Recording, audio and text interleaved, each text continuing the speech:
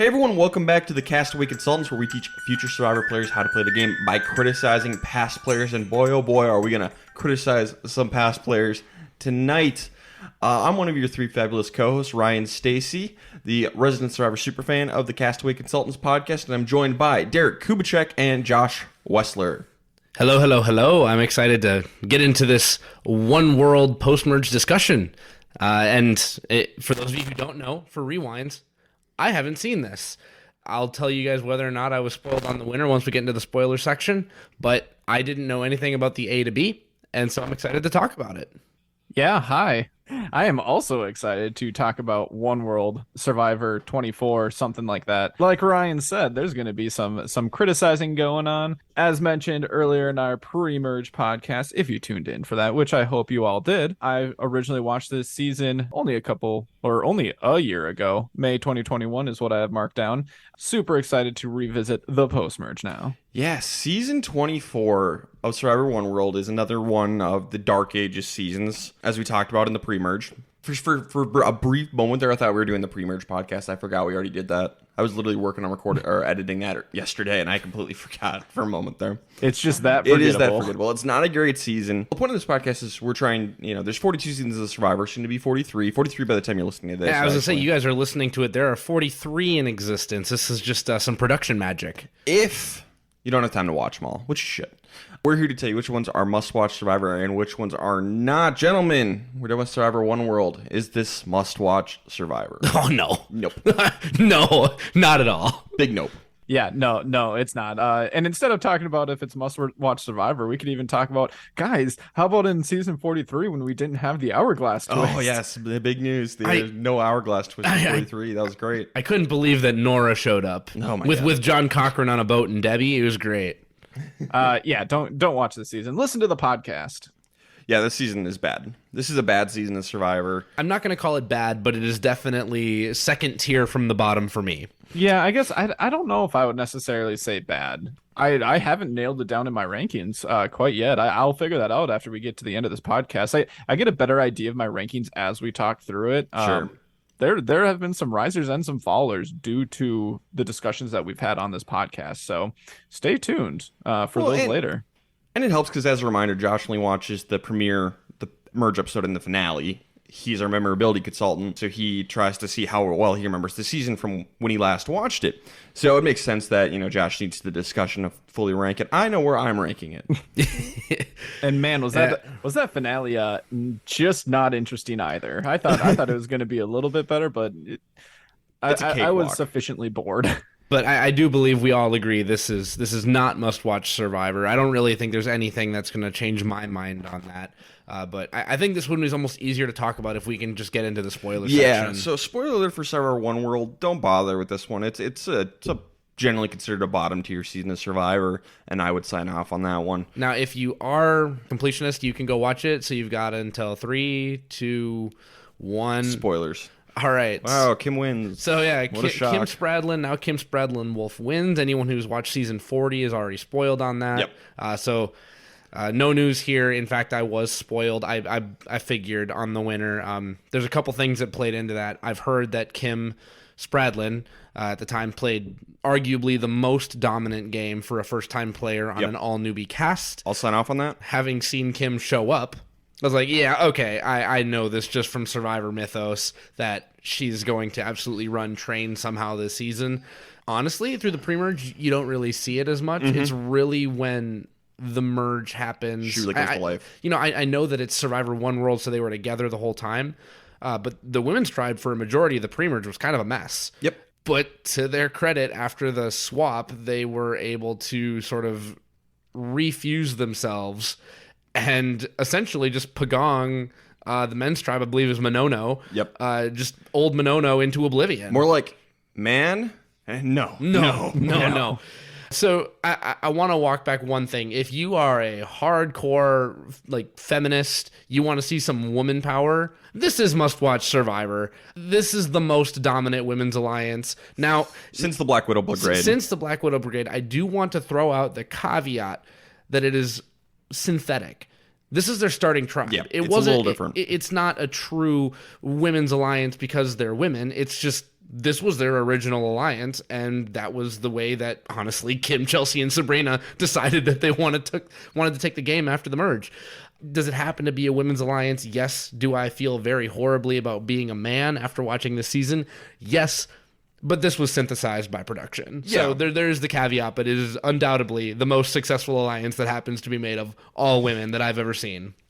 Since the Black Widow Brigade. Since the Black Widow Brigade. You Brigade. can't say more because Black Widow Brigade stuck together until they couldn't, because Eric won immunity and they had to vote out one of their own. They'd go win after Amanda played the idol, knocked out Alexis. This time, they didn't have to vote out Kat. They chose to vote out Kat. So, based on numbers, I think Black Widow Brigade is technically more successful. We're splitting hairs. It doesn't matter. Both of these alliances are terrifying. Terrifying alliance to find yourself on the wrong side of. Yeah, and I definitely remember watching the kind of just finishing the season the first time, and I definitely thought that Kim was a very strong winner. I was a little surprised, or I was a little underwhelmed, I guess I should say, by just because of how much hype I felt like I had behind that. I feel like I remember people just saying, like, you and Derek has said that, like, she was the number one mega dominant first time player. Like, if you're just going to rank them all.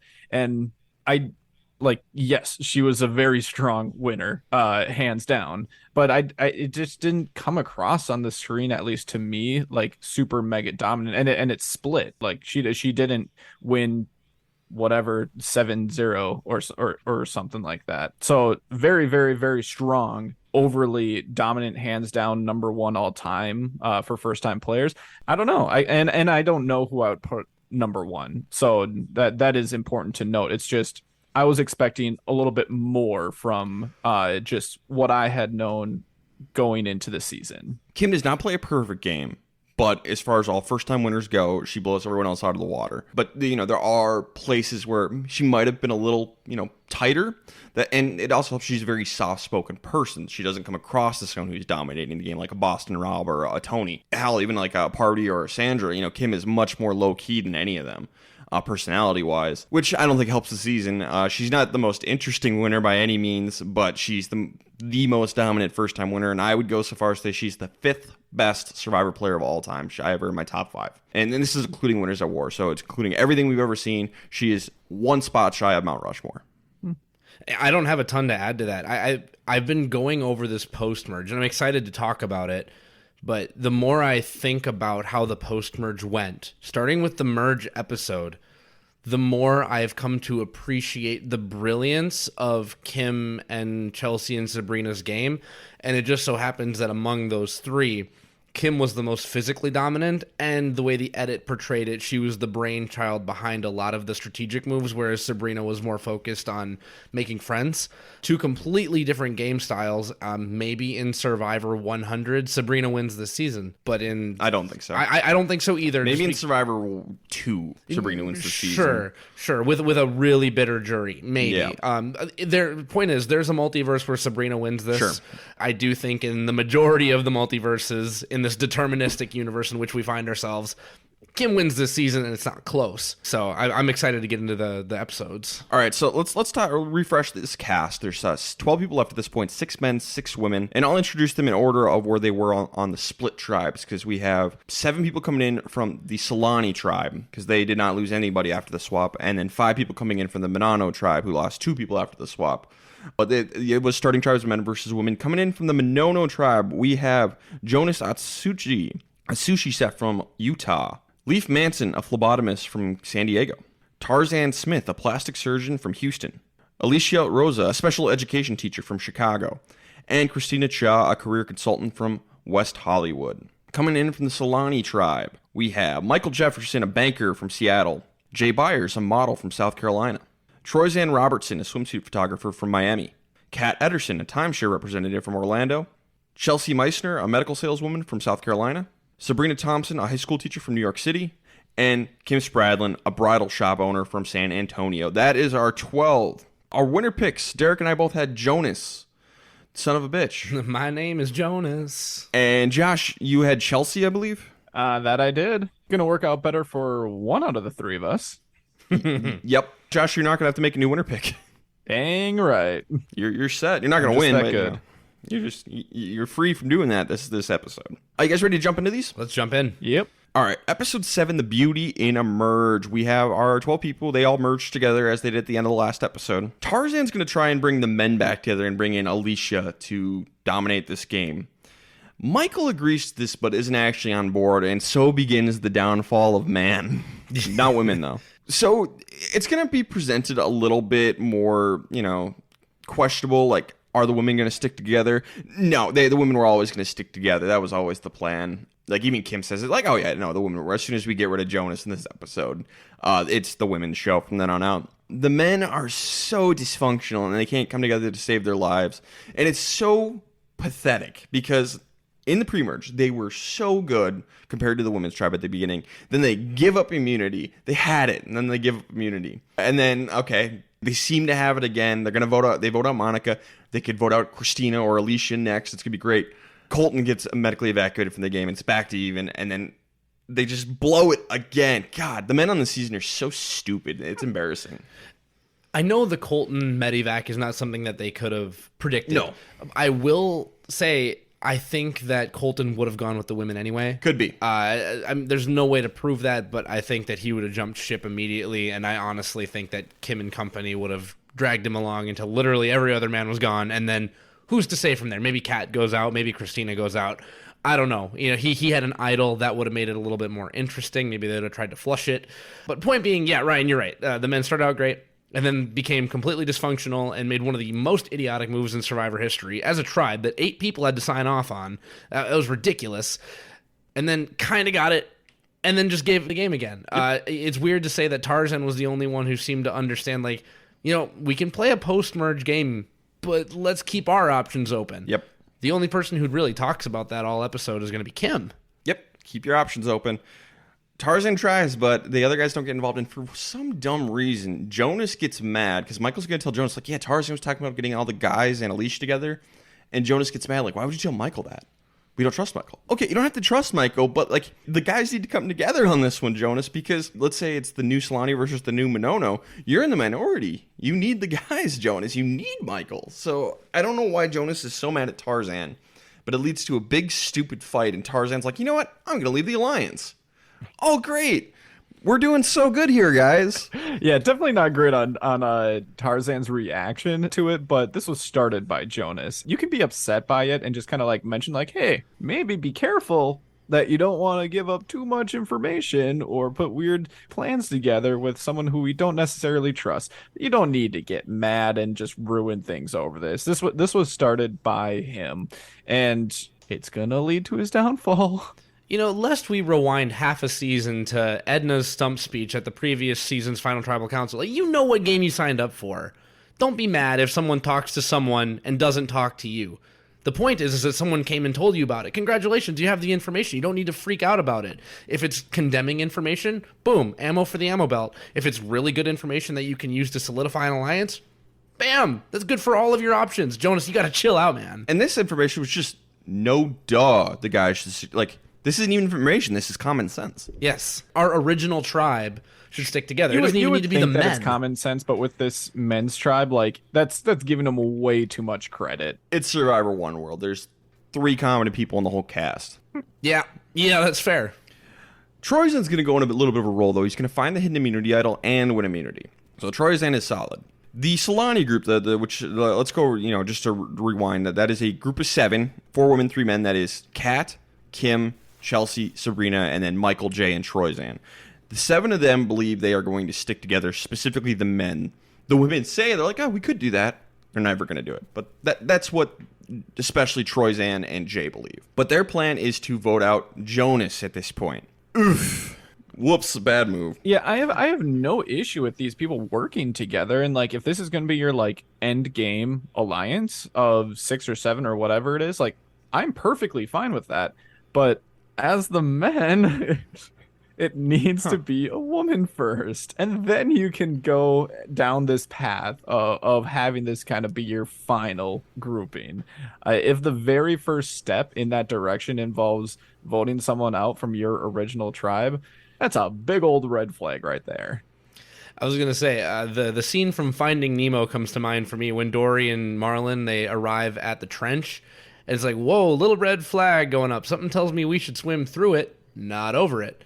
Well, Troyzan and company and everyone who's buying into all this new Solani garbage, they're like, no, we just got to swim over the trench. Yeah, it might be a little bit scary to swim through the trench with a bunch of guys that you haven't gotten along with right now. So on the surface level, it seems worse. But you are about to swim into Jellyfish Field, and you're going to get stung, and you're going to die. That's the second Finding Nemo jellyfish reference in 3 seasons that we've done. I'm just thinking about Pixar And a lot, it I works. guess.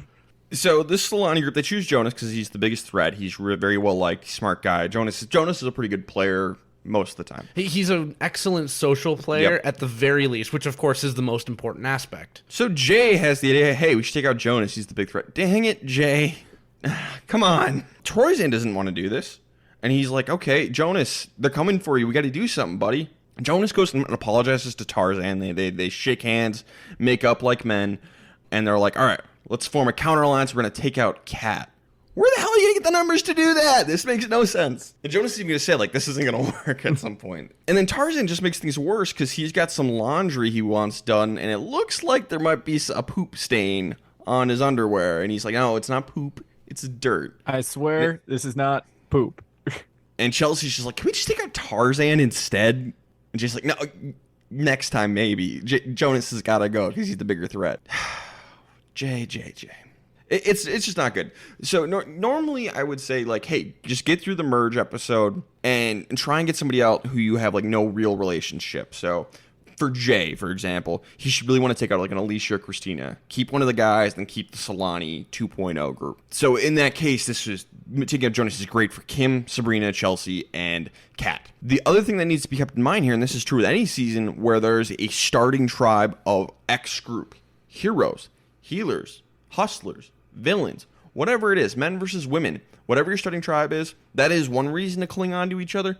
You throw in an additional factor like a title of some kind or your gender, race if it's Cook Islands. The white tribe. The white, No, whatever don't it do is, that one. that is something to look out for because people are likely going to gravitate to keeping that group together. And it's something you should probably want to do too, even if you don't like those people. It's just like, I have this initial bond of not just a starting tribe, but whatever this unifying thing we have. You want to try and keep those people. It's something major to look out for. Oreos, Chips Ahoy, Christianity. Yes.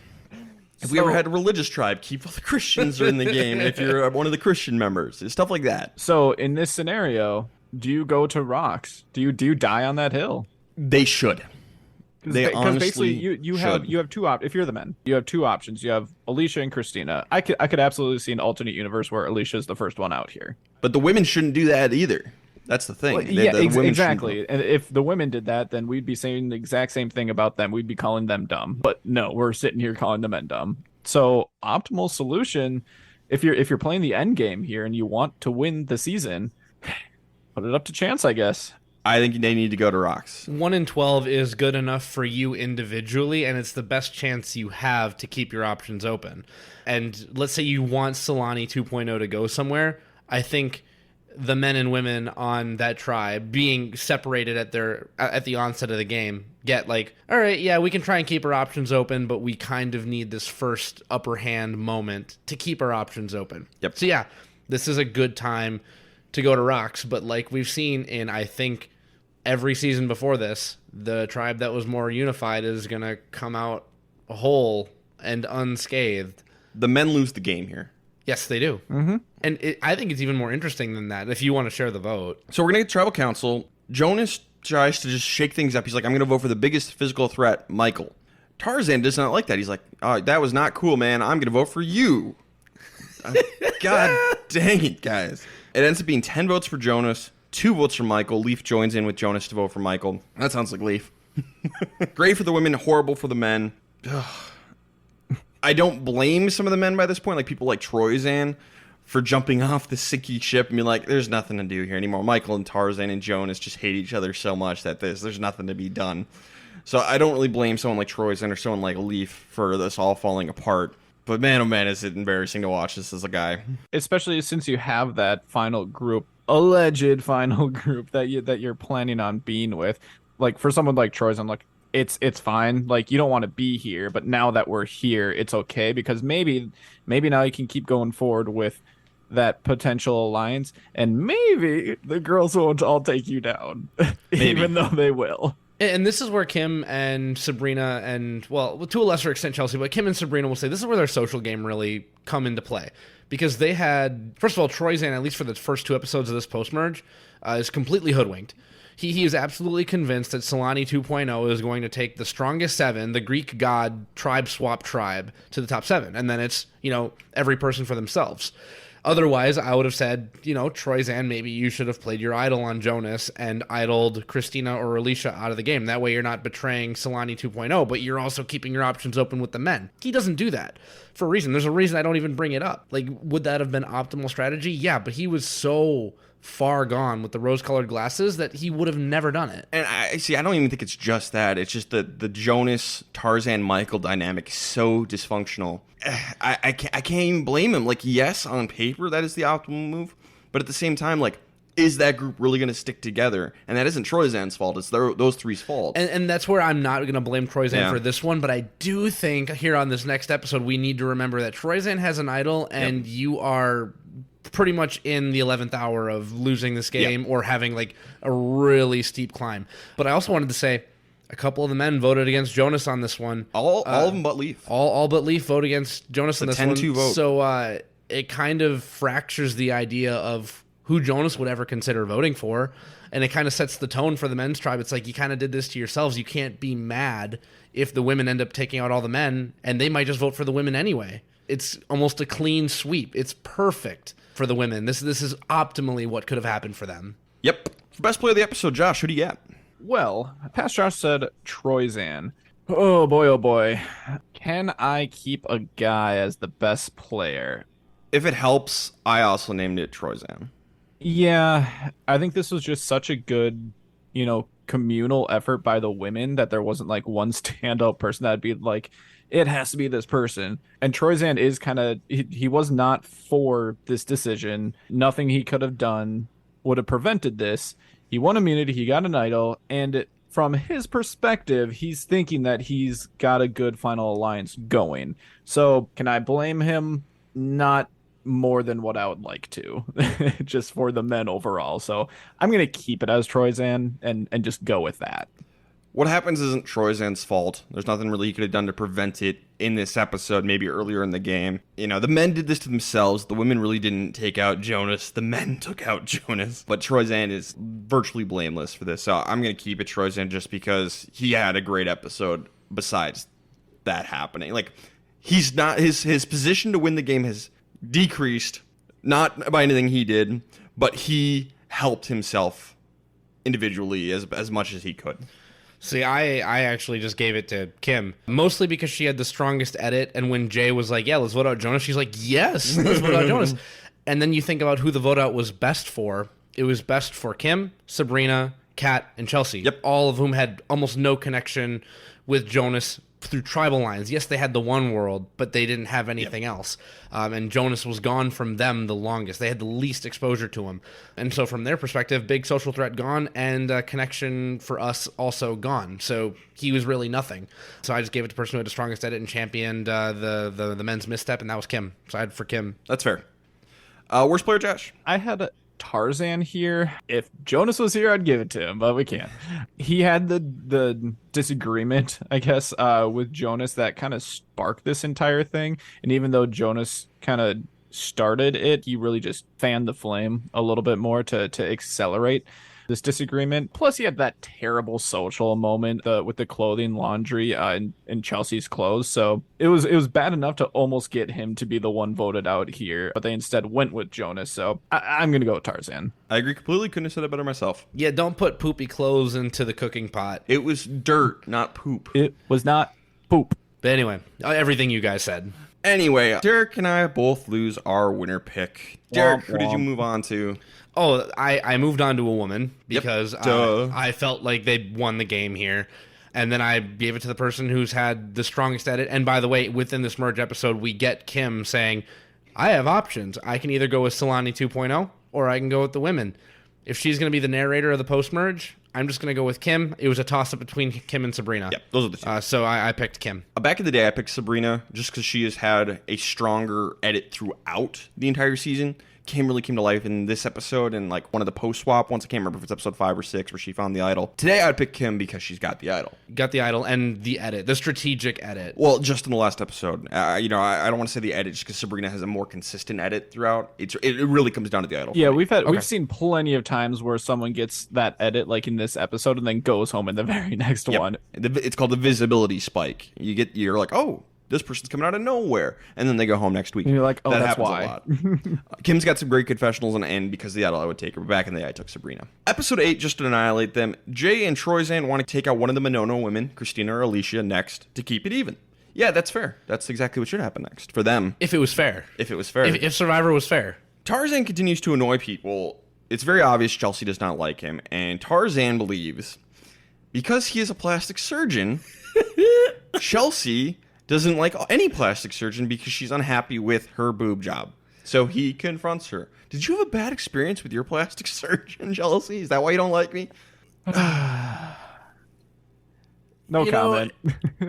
Yeah, no comment. It's surprisingly, like, it's a surprisinging deep thought. Like, Tarzan has to peel back a few layers to get here, but it's kind of rooted in, like, conceit. He's being pretty pretentious, like, oh, she must hate me because of what I am, because of it's about my who profession. you are, Tarzan. Yeah. It's what you do. It's what you say. It's how you act. It's the poop. Like, you can use the fanciest words all you want, but you still put poopy underwear into the cooking pot. Yes. This is not. I don't care about microbes. Okay.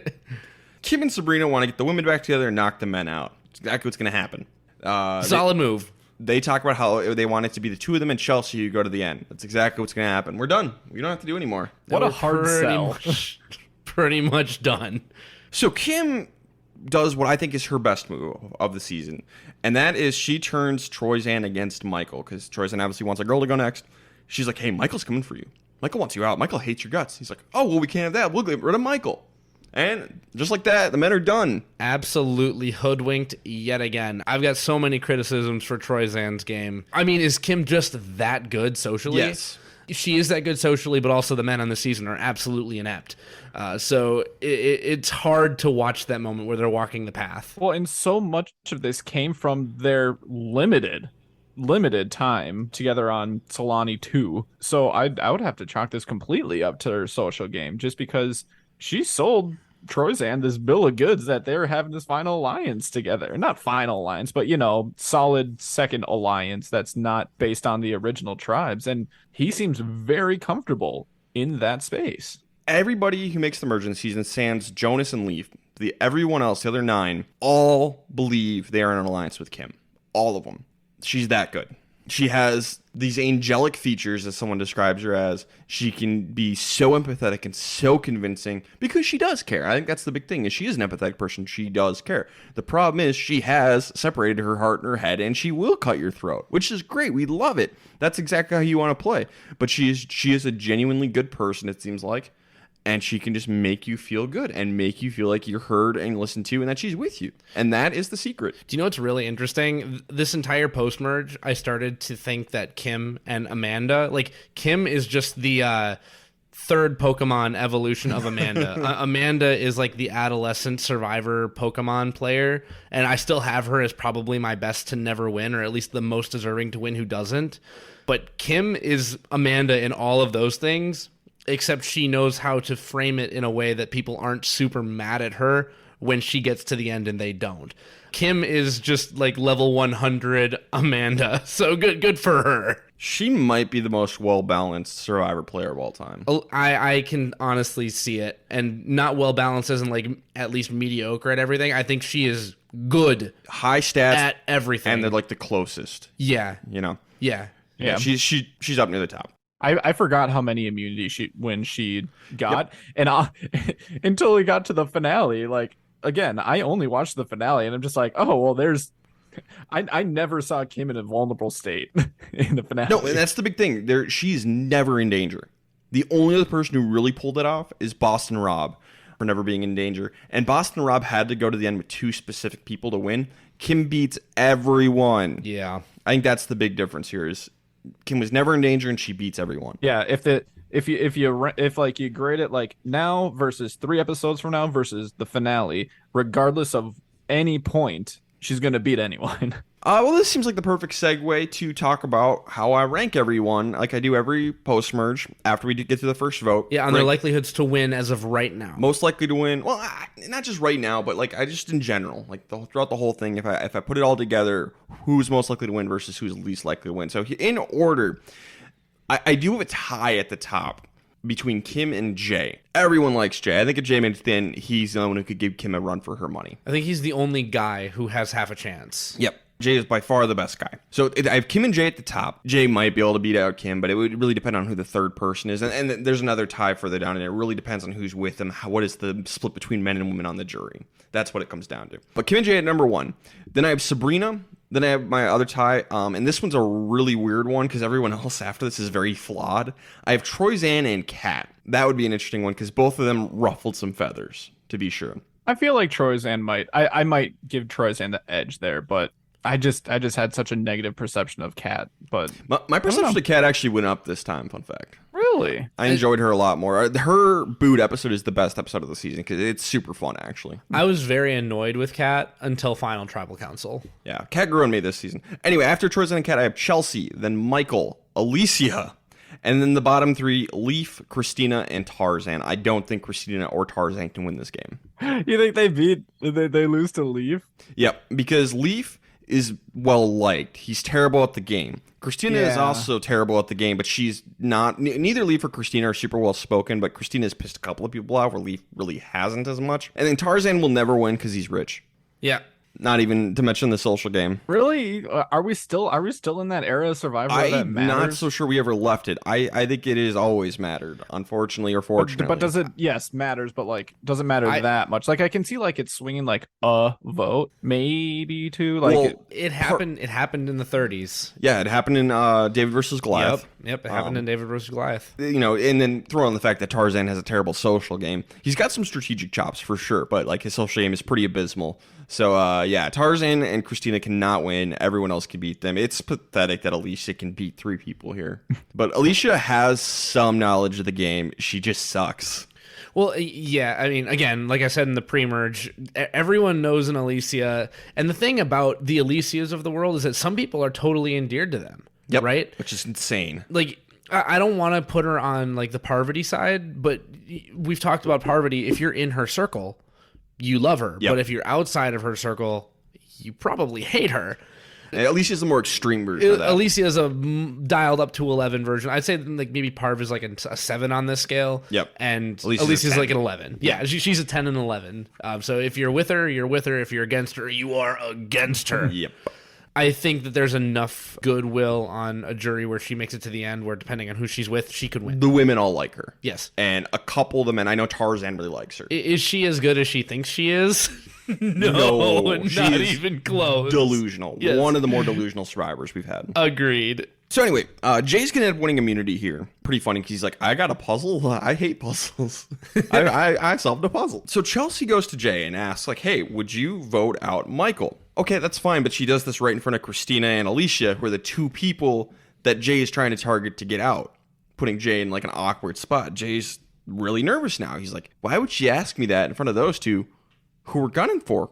Because we're in an alliance, right? You're not targeting the men, right? It's that Anakin Padme meme. Right? I get that now. Congrats, Josh. Josh recently watched all of Star Wars, or not all of Star Wars, but the first first 6. 6. Yeah. First 6. So Jay's really nervous. Kim is starting to think like, oh man, maybe we can't pull off this attack on Michael here. Maybe we have to play it safe here because Jay is so nervous. We'll just get rid of Christina. We'll calm his nerves. But eventually, they are going to get Jay to go along with him. That Kim calms him down enough. Huge. This is huge. This is everything. Up until this point, Jay was the sane man on the men's tribe. He was the only one who we got vocally being against the whole giving up immunity as a tribe thing. Yep. So far, Jay has been, hey, we need to champion getting rid of an old, I guess, like Manano 2.0 Yep. tribe member. But now he's just going to drink a whole bunch of the Kim Kool-Aid and be like, all right, yep, she's on my side. I am 100% loyal. Jay's going to fall apart and go home in the next episode, and it all starts right here. Yes. So we're going to go to Tribal Council. It's going to be 7 votes for Michael, 2 votes for Christina, 2 votes for Tarzan. Tarzan, Christina, and Alicia were the 3, as well as Michael, obviously, to vote incorrectly. Were they in on it, just in case of an idol? It's a little unclear. I don't know for sure. I would argue that there was something out there for a split, just because they were throwing 2 votes on people later on in the season as well, just to account for a possible idol.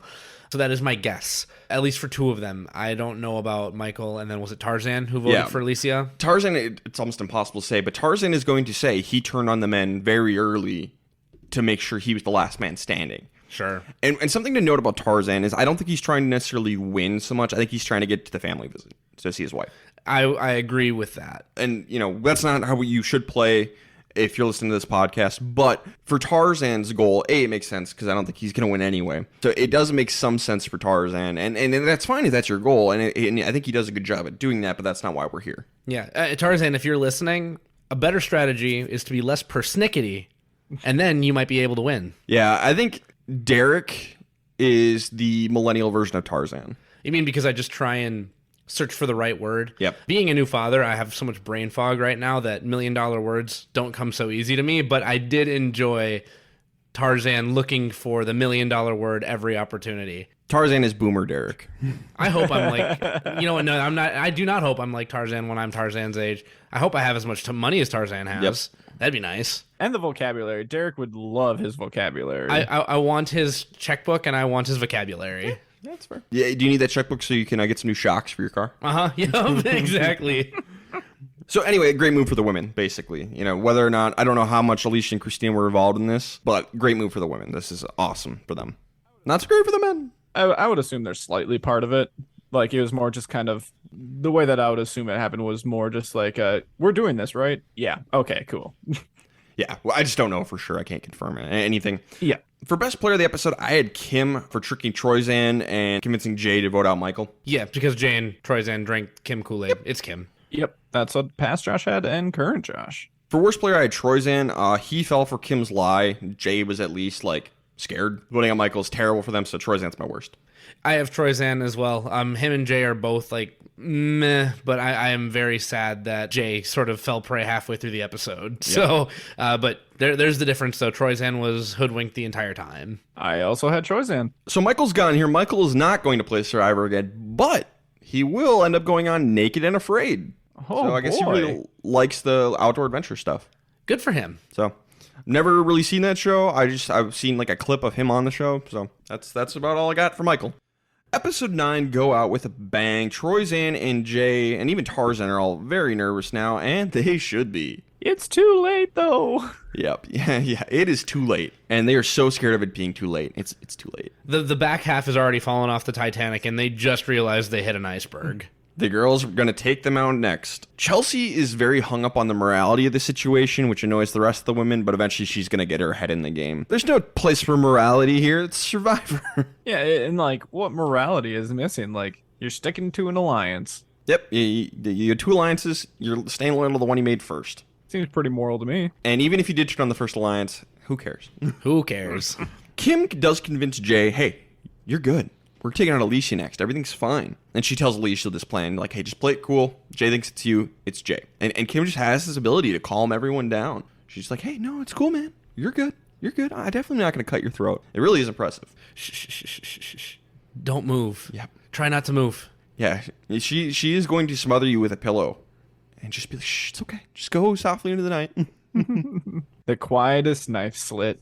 But Kim and Alicia talking is spotted by Troyzan. So the roles are going to reverse here between Troyzan and Jay a little bit. Troyzan's going to be the one to get ultra paranoid for the rest of this episode. Immunity challenge. This is one where there's temptations. You can drop out for food. Sabrina, Kat, Kim, and Alicia all drop out for food. Okay. They're going to be fine. Not a huge deal. Leaf is going to drop out for food. Not great. Jay is going to drop out for chicken wings. Now, granted, it was they had to stand on a perch with their wrist attached to the bucket. And the classic. Yep. And I believe Jay has said he had sores on his feet, so it was really, really hard for him. He's like, I'm not going to win this. I'm just going to get food.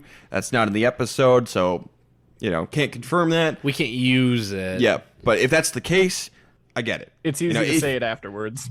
If you're not going to win the challenge, might as well try and get something. I get that. That's totally fair. But with what we're presented in the episode, this is terrible. It does look like he steps off for food as a result of being made to feel safe by Kim and company, but mostly Kim. Probably was a factor. Yeah, so that's how it's presented. That's how I had to take it. I didn't know about him having sores on his feet or anything like that, so I took it as, hey, I'm just proving that I have faith in you. Yep. And from that aspect, I don't hate the move because it might be the difference between you or Troyzan going home. It's Survivor. You should have faith in anybody. Agreed. Agreed. But like, if you're at that point where you're just praying for time, splitting hairs is all the difference. Yep. And maybe by showing a little bit of faith in the alliance, they'll keep you one more time. Maybe. Only go for that if you know you're not going to win. Exactly. It's a Hail Mary at best. Yep. This is not a strategy to try and employ. In Tremors, they say running is not a plan. Running is what you do if a plan fails. Stepping off in good faith in the challenge isn't a plan. It's what you do when a plan fails. Yeah, who was the player in Micronesia who did it? Jason. Yep. Chelsea's going to win immunity. So the women believe they have Tarzan and Leaf on board with them, and they want to split the votes. They're correct about Tarzan. They're wrong about Leaf, it turns out. 5 votes on Troyzan, 3 votes on Jay. That is a bold assumption to make. I don't like this from the women. You're going to assume you have 2 of the men with you and split the vote. That's insanity. And you're only half right. It's dangerous. I understand maybe needing to keep a vote, but you have enough numbers to throw 1 vote onto someone to force a tie. It is ballsy. I don't love that. It's gutsy. I would not have faith in that. Troyzan is very paranoid. He tells Jay he's going to play the idol. And basically he thinks Kim is going to come for him, and he wants to try and turn it around on Kim. Where's the lie? Yeah. You just have to guess right. Jay is going to be like, that's insane, man. You're fine. And he's going to go tell Kim that Troyzan is planning to play the idol tonight. Dang it, Jay. He completely falls apart. So basically, Jay and Kim together, they come up with a plan like, hey, all right, here's what we'll do. We'll take out Alicia tonight. Troyzan can play his idol, flush it. We could take him out next time. And Jay is the one who suggests this because he's like, oh, man, Troyzan's dangerous. We should take him out. Jay, no! Stop it! Bruh. Jay, why? Yoink. Ex-sane man, Jay Byers. Yes. It was a good run. The island has gotten to him. The brain parasites in the water. Those chicken wings really did a number. Yeah. Must have been from B-dubs. Oh, shots fired. Wings and rings are better. Agreed. All right, we're going to go to Tribal Council. Troyzan is going to play his idol. There's only 2 votes cast for him.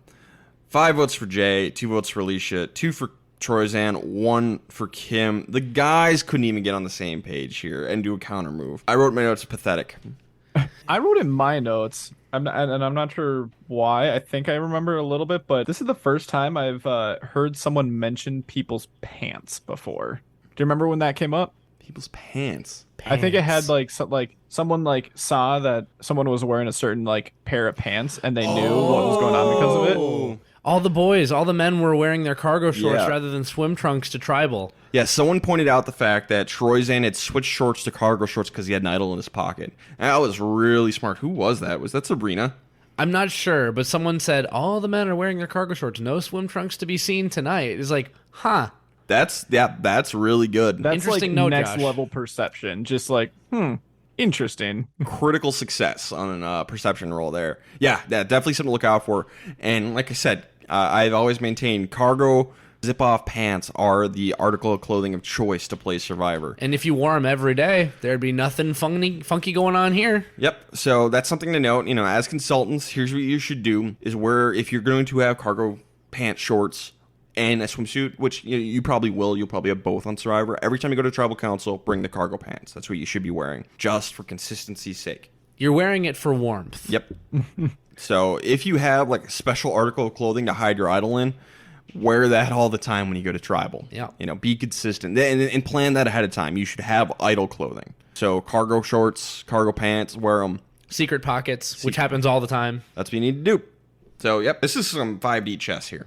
So the right person went home here, being Jay. Ideally, Troyzan plays his idol, Jay goes home. Perfect. That's what should happen. A lot of that was luck. The girls should not have split, probably. The guys are idiots. Yeah. What else is there to say about this? It just, the guys continue to be fractured and disorganized. with no critical thinking skills whatsoever. And it's not even going to be until next episode when Troyzan has a single critical thought. I mean, he had critical thoughts in this episode. No, he had awareness. He He wasn't able to do anything about it. Sure. It's like, congratulations, you realize the tornado is nearly at your house. You're not in the storm cellar, though. Are they still just sold that there might be an alliance going on with some of the women? Like Jay was. After this, there's no ambiguity because I feel like there should have been no ambiguity after the last vote. You're right. You're correct. After Mike got voted out, they should have known, but it was because Mike was, a little seedy, a little shady. Troyzan didn't like Michael. Troyzan didn't like Mike, so now that Jay is gone, there's no doubt. Solani 2.0 is a farce. Yep. It is a front. It is nothing. Happening. Derek, who did you have for best player of the episode? I had Kim again. Creating the Kool-Aid, selling it, completely bamboozling, shamboozling Jay all the way up until the moment that he leaves. I don't feel great about this episode because I hate that the women split the vote here. Agreed. That was so risky. Agreed. Kim also, she and Alicia were the ones who accidentally tipped off Troyzan and made him nervous because the two of them were having a conversation in the water. So I don't feel great about giving it to Kim. I ended up giving it to Troyzan, but I don't feel great about that either because at least he figured it out, finally. Now, he did play the idol. I don't blame him at all for playing the idol. Who would have thought, his plan with Jay would get told to Kim? Some of what happened here and why Troyzan's counteroffensive doesn't work is because the rest of the men are morons. Troyzan is going to say he got outplayed at the reunion show, but he also got outdumbed. And I do think there's some truth to that. Everyone else he was playing with is an idiot. So he did get outdumbed. He did plenty of dumb things himself. He did dumb things himself, but he's easily the smartest guy. Easily. Yeah, it's hard. It's a low bar. Being the smartest guy on the Manano tribe is like being the best team in the NFC North. It's not that impressive. Oh, hey now. That's funny though. I At respect this point, it. I mean, by the time this episode airs, like the Vikings could be like 14-0. You could be. Yeah. We'll see. Probably not. So I don't feel great about anybody in this episode. I think everybody had big holes in their game. I ended up just giving it to Troyzan almost by default. If I'm trying to remember, this gets into my worst a little bit. I had Chelsea because I didn't like the way that she was kind of giving away the game to the guys, and so Kim got best because she was cleaning up Chelsea's mess. Sure. And so, that was the dichotomy.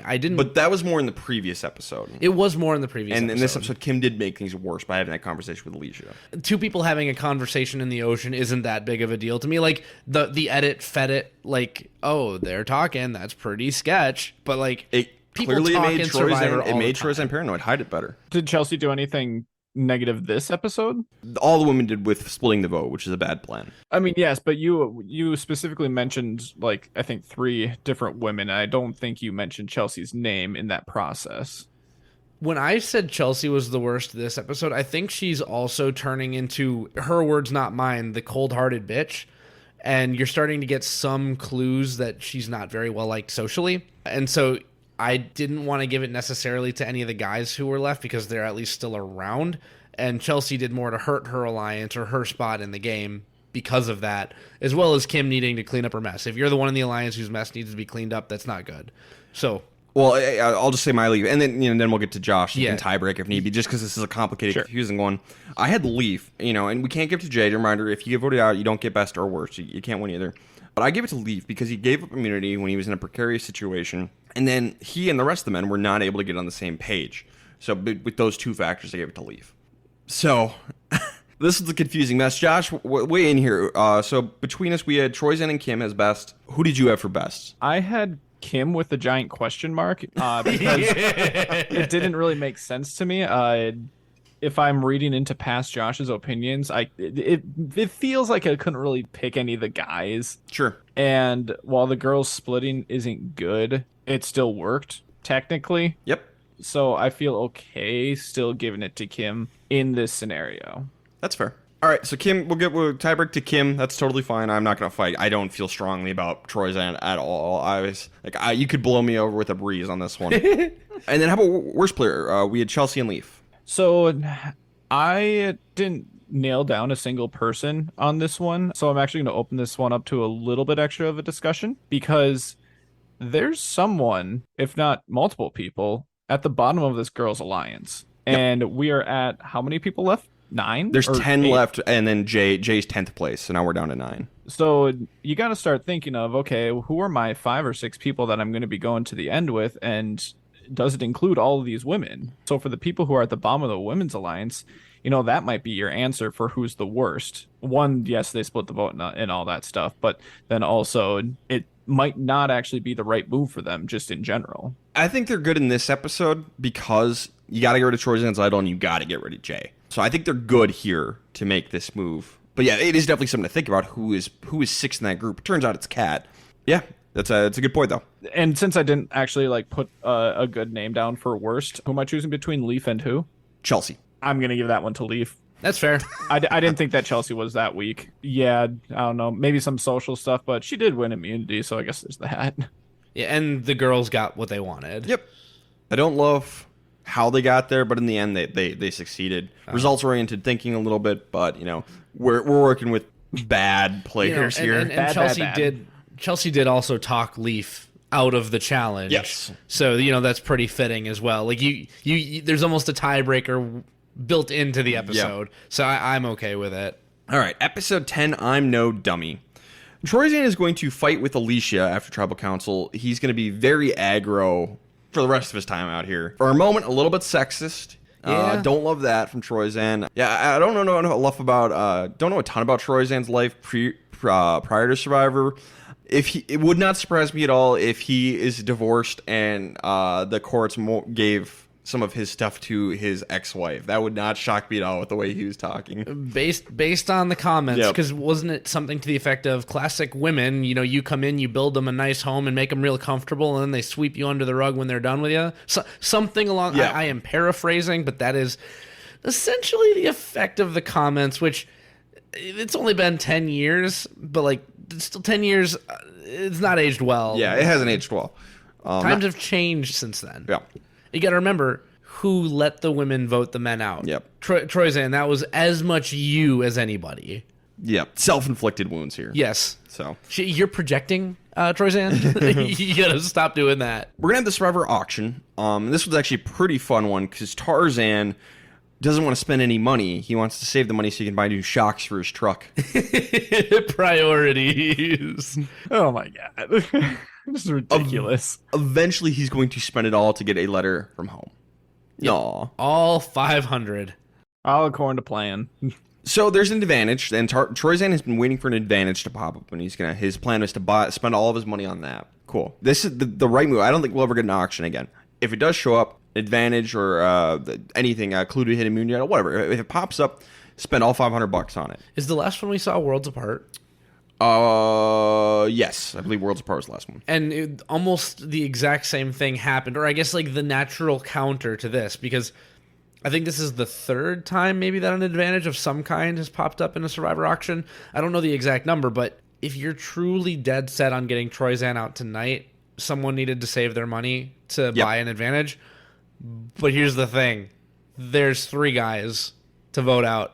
It doesn't matter when Troyzan goes, and you have enough faith that you can beat him eventually, and you'll vote him right out. So this is not a big deal. Here's what is a big deal. Troyzan's not going to immediately put $500 down. He's put $320 down on an advantage. Go all in. Christina had the opportunity to jump in and take the whole thing from him. And then where is he? Oh, cool. You have, $180? Congrats. Can you buy some shocks?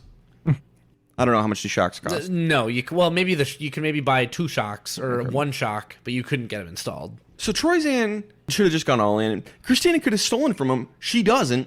That would have been hilarious. Only goes up a little on him instead of going up all the way to 500. It's like... Yeah. Troyzan ends up spending $420 on the advantage.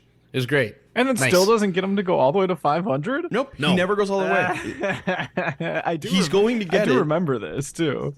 The best part is that Christina ends up buying nothing, I'm pretty sure.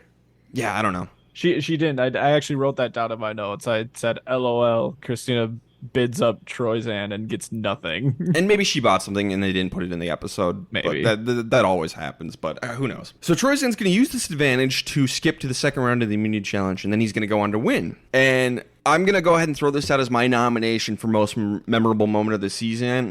Troy Zan shouts, "This is my island! Don't you F with me!" And, you know, it's that meme of the person who gets third place in the Olympics and they just go off. Except Troy Zan actually won.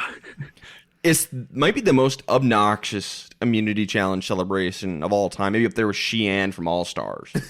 I mean, we also have the whole get on your knees thing. No, individual immunity win. Individual immunity okay. win. It felt awkward and out of place. I almost feel like maybe if Troy Zan, this sounds horrible, but like, what if he had like a more traditionally masculine voice?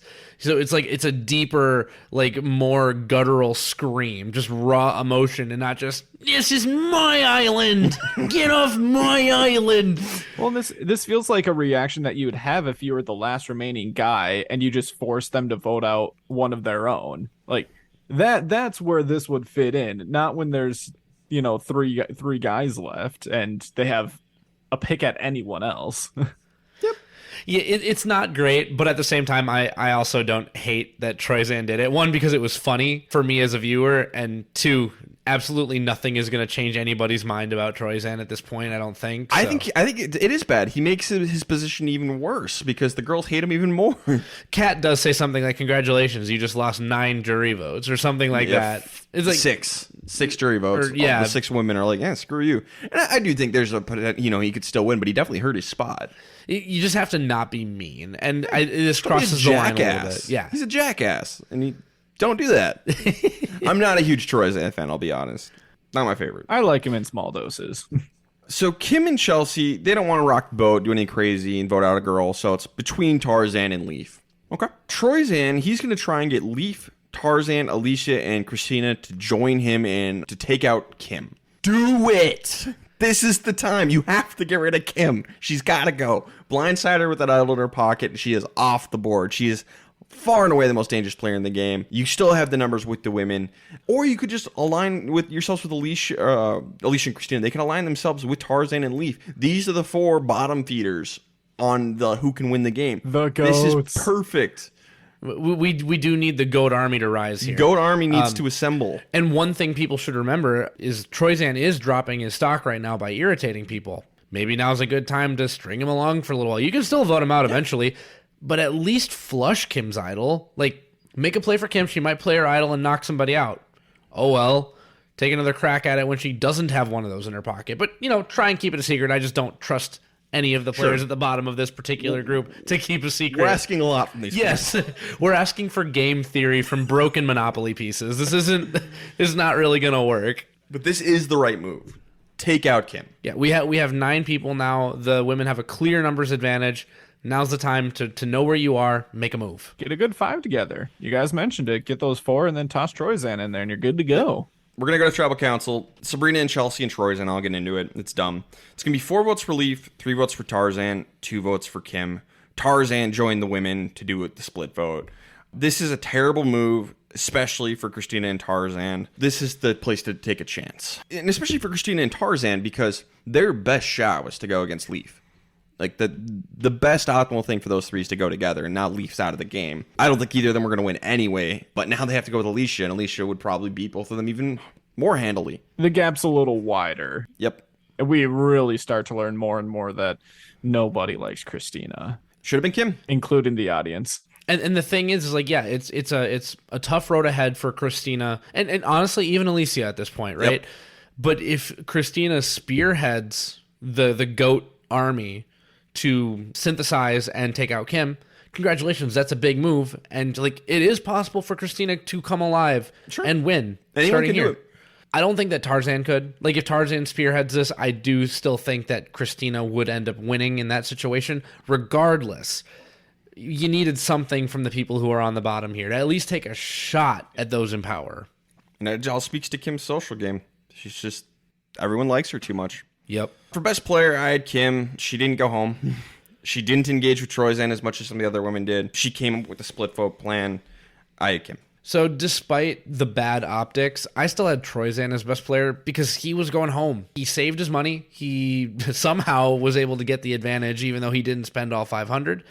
And That alone prevents me from giving it to him. Well, He didn't spend the 500. but like he was playing against Christina. Like this is a bad move by Christina, not a good one by Troyzan, or like not a bad move by Troyzan. It's a bad move by Christina. Bad move by both of them. He still got the advantage and used it. One, stayed in the game and tried to put something together. Ultimately, though, if you save yourself, that bumps you up really high within episode, and with nothing else changing, I'm keeping with Troyzan. I don't agree with that one at all. But Josh, I'm sorry, Ryan.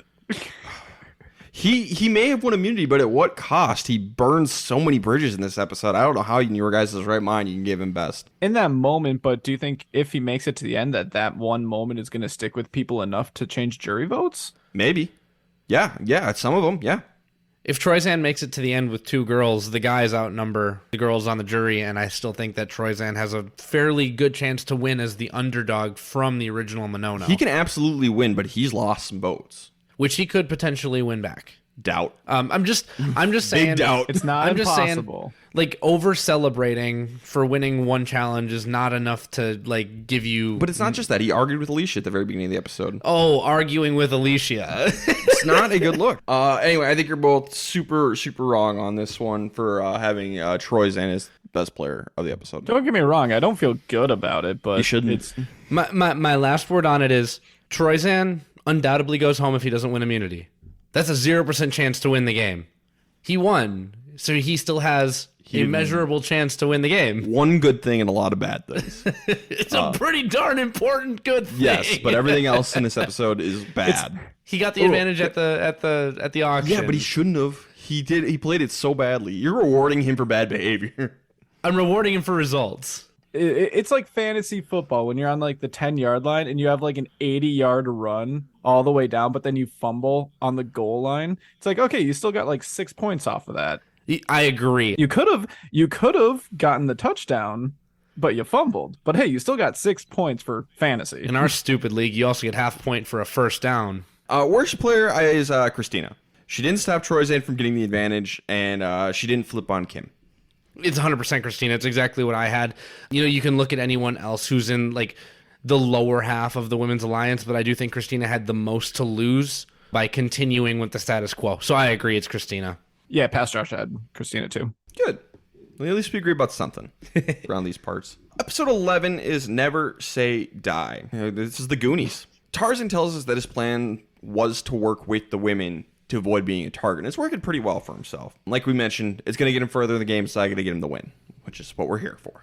So forever and a day ago, I don't remember what season it was. Was it season 12 where I said this was the last coconut chop burn book challenge we will ever get? And I was so goddamn wrong. It was a long time ago. Like you weren't even like half close enough. No, to be fair, it was the last memorable one because the rest of them all been nothing burgers. And I do think that's kind of the case here too, because we're going to get the final coconut chop burn book challenge. This is the last time we're going to get it through 42 seasons of Survivor. Maybe he came back in season 43. This is like the third time Ryan has said it's the final. No. So. This is the second time I said it because after the first time I looked it up, realized I was wrong and I checked. This is the second time I've said it, and I'm correct this time. Confirmed.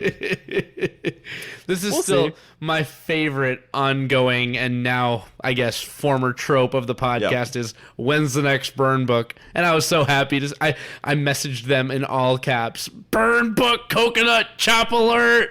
This is the last one, and you guys should be happy because it is a reward challenge. Yes. I did watch this season since I watched this season earlier in the year last year. Like we had already gone through this entire thing basically with the coconut chop and everything. So I did write down in my notes coconut chop in all caps exclamation points.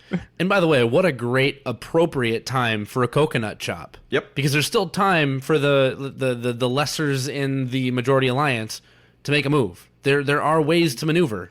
Christina should open her eyes because she's going to get absolutely dunked on here. Yeah, I mean, Troyzan's out first. Yep. Obviously. Like 1, 2, 3, gone. But all of the burns go to either Troyzan, obviously, or Christina. Yep.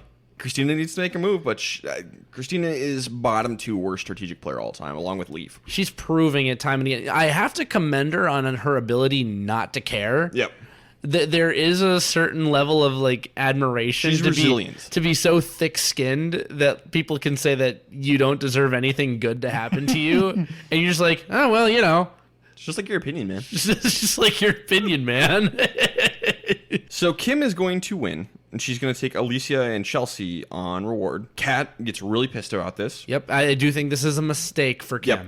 Like I said, Kim does not play a perfect game. Yep. This is one of the very few holes in her game. And I think Kim has said this was her worst move. And she immediately comes back from the reward and says, yeah, that was a bad move. It's the first time that I stepped outside of the game and I shouldn't have done that. And that's part of the reason why Kim's so great is she realizes quickly when she does make a mistake and she fixes it. Yes. And that's huge. You're not going to play a perfect game, especially on your first time. You're just not.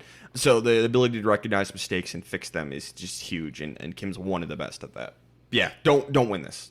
I don't know if we're ever going to get it again. Don't win it. Even if you don't have a ton of choice in the matter? Like, because you only have so much power in the coconut chop. Throw every answer. Don't get anything right. Right. And don't chop anyone's rope. And if you're going to win out of attrition, at least you didn't chop anybody. My favorite one, I think Rob Sestino did this when he did the Burn Book one, is who do you trust with your life? And he put himself up. He didn't get the point right. He ended up winning the challenge, but I think it was for immunity, so it's fine. But he's like, yeah, that's what you do. So if it's something like that, you put yourself in. Generally, put yourself as the answer. I think that's the best way to go because it'll probably be funny. Yeah, I can't wait for this to be back in season 43. And that'd be great. And we're all clueless because we're recording this out of order. Yep, that would be great. I'd take a Burn Book again. Hell yeah, I love the Burn Book. I just think people know how to play it. Yeah. So Troyzan, he goes to work on Kat. And basically, he's like, yeah, you're a follower. Everyone thinks you're a follower. You're not going to win. Kat, you got to make a move. And it's going to really get to Kat. He's also right. It strikes an emotional chord with her because she starts crying. Yep. And she's mad at Troyzan, but she's not mad at Troyzan because he said something mean. She's mad because he's right. Yeah, she's mad because she's afraid it's true, which it is. Sabrina's going to do some major damage to him. She's like, no, that's not what's going on here. Kim did not take it because she trusts the two of us the most. It's pretty good from Sabrina. I don't know how well it works, but it's like, dang. It's an attempted recovery. Good attempt. And that's the way it's supposed to work, is that you leave the people who you trust back at camp. Yep, that's what you're supposed to do. Kim is also going to win immunity. So her plan is to throw 2 votes on Christina in case of an idol and knock out Troyzan. And it is kind of funny when at the immunity challenge when Troyzan gets knocked out because it's like single elimination. And it's by Tarzan. Yeah, Tarzan knocks him out. He's out in the first round of tournament style, and he doesn't even watch the challenge. He just like sadly stares out at the ocean. So I have gone on vacation with Ryan before, and there is a moment where he stood arms out, facing the ocean breeze, just staring at the moon, having the time of his life.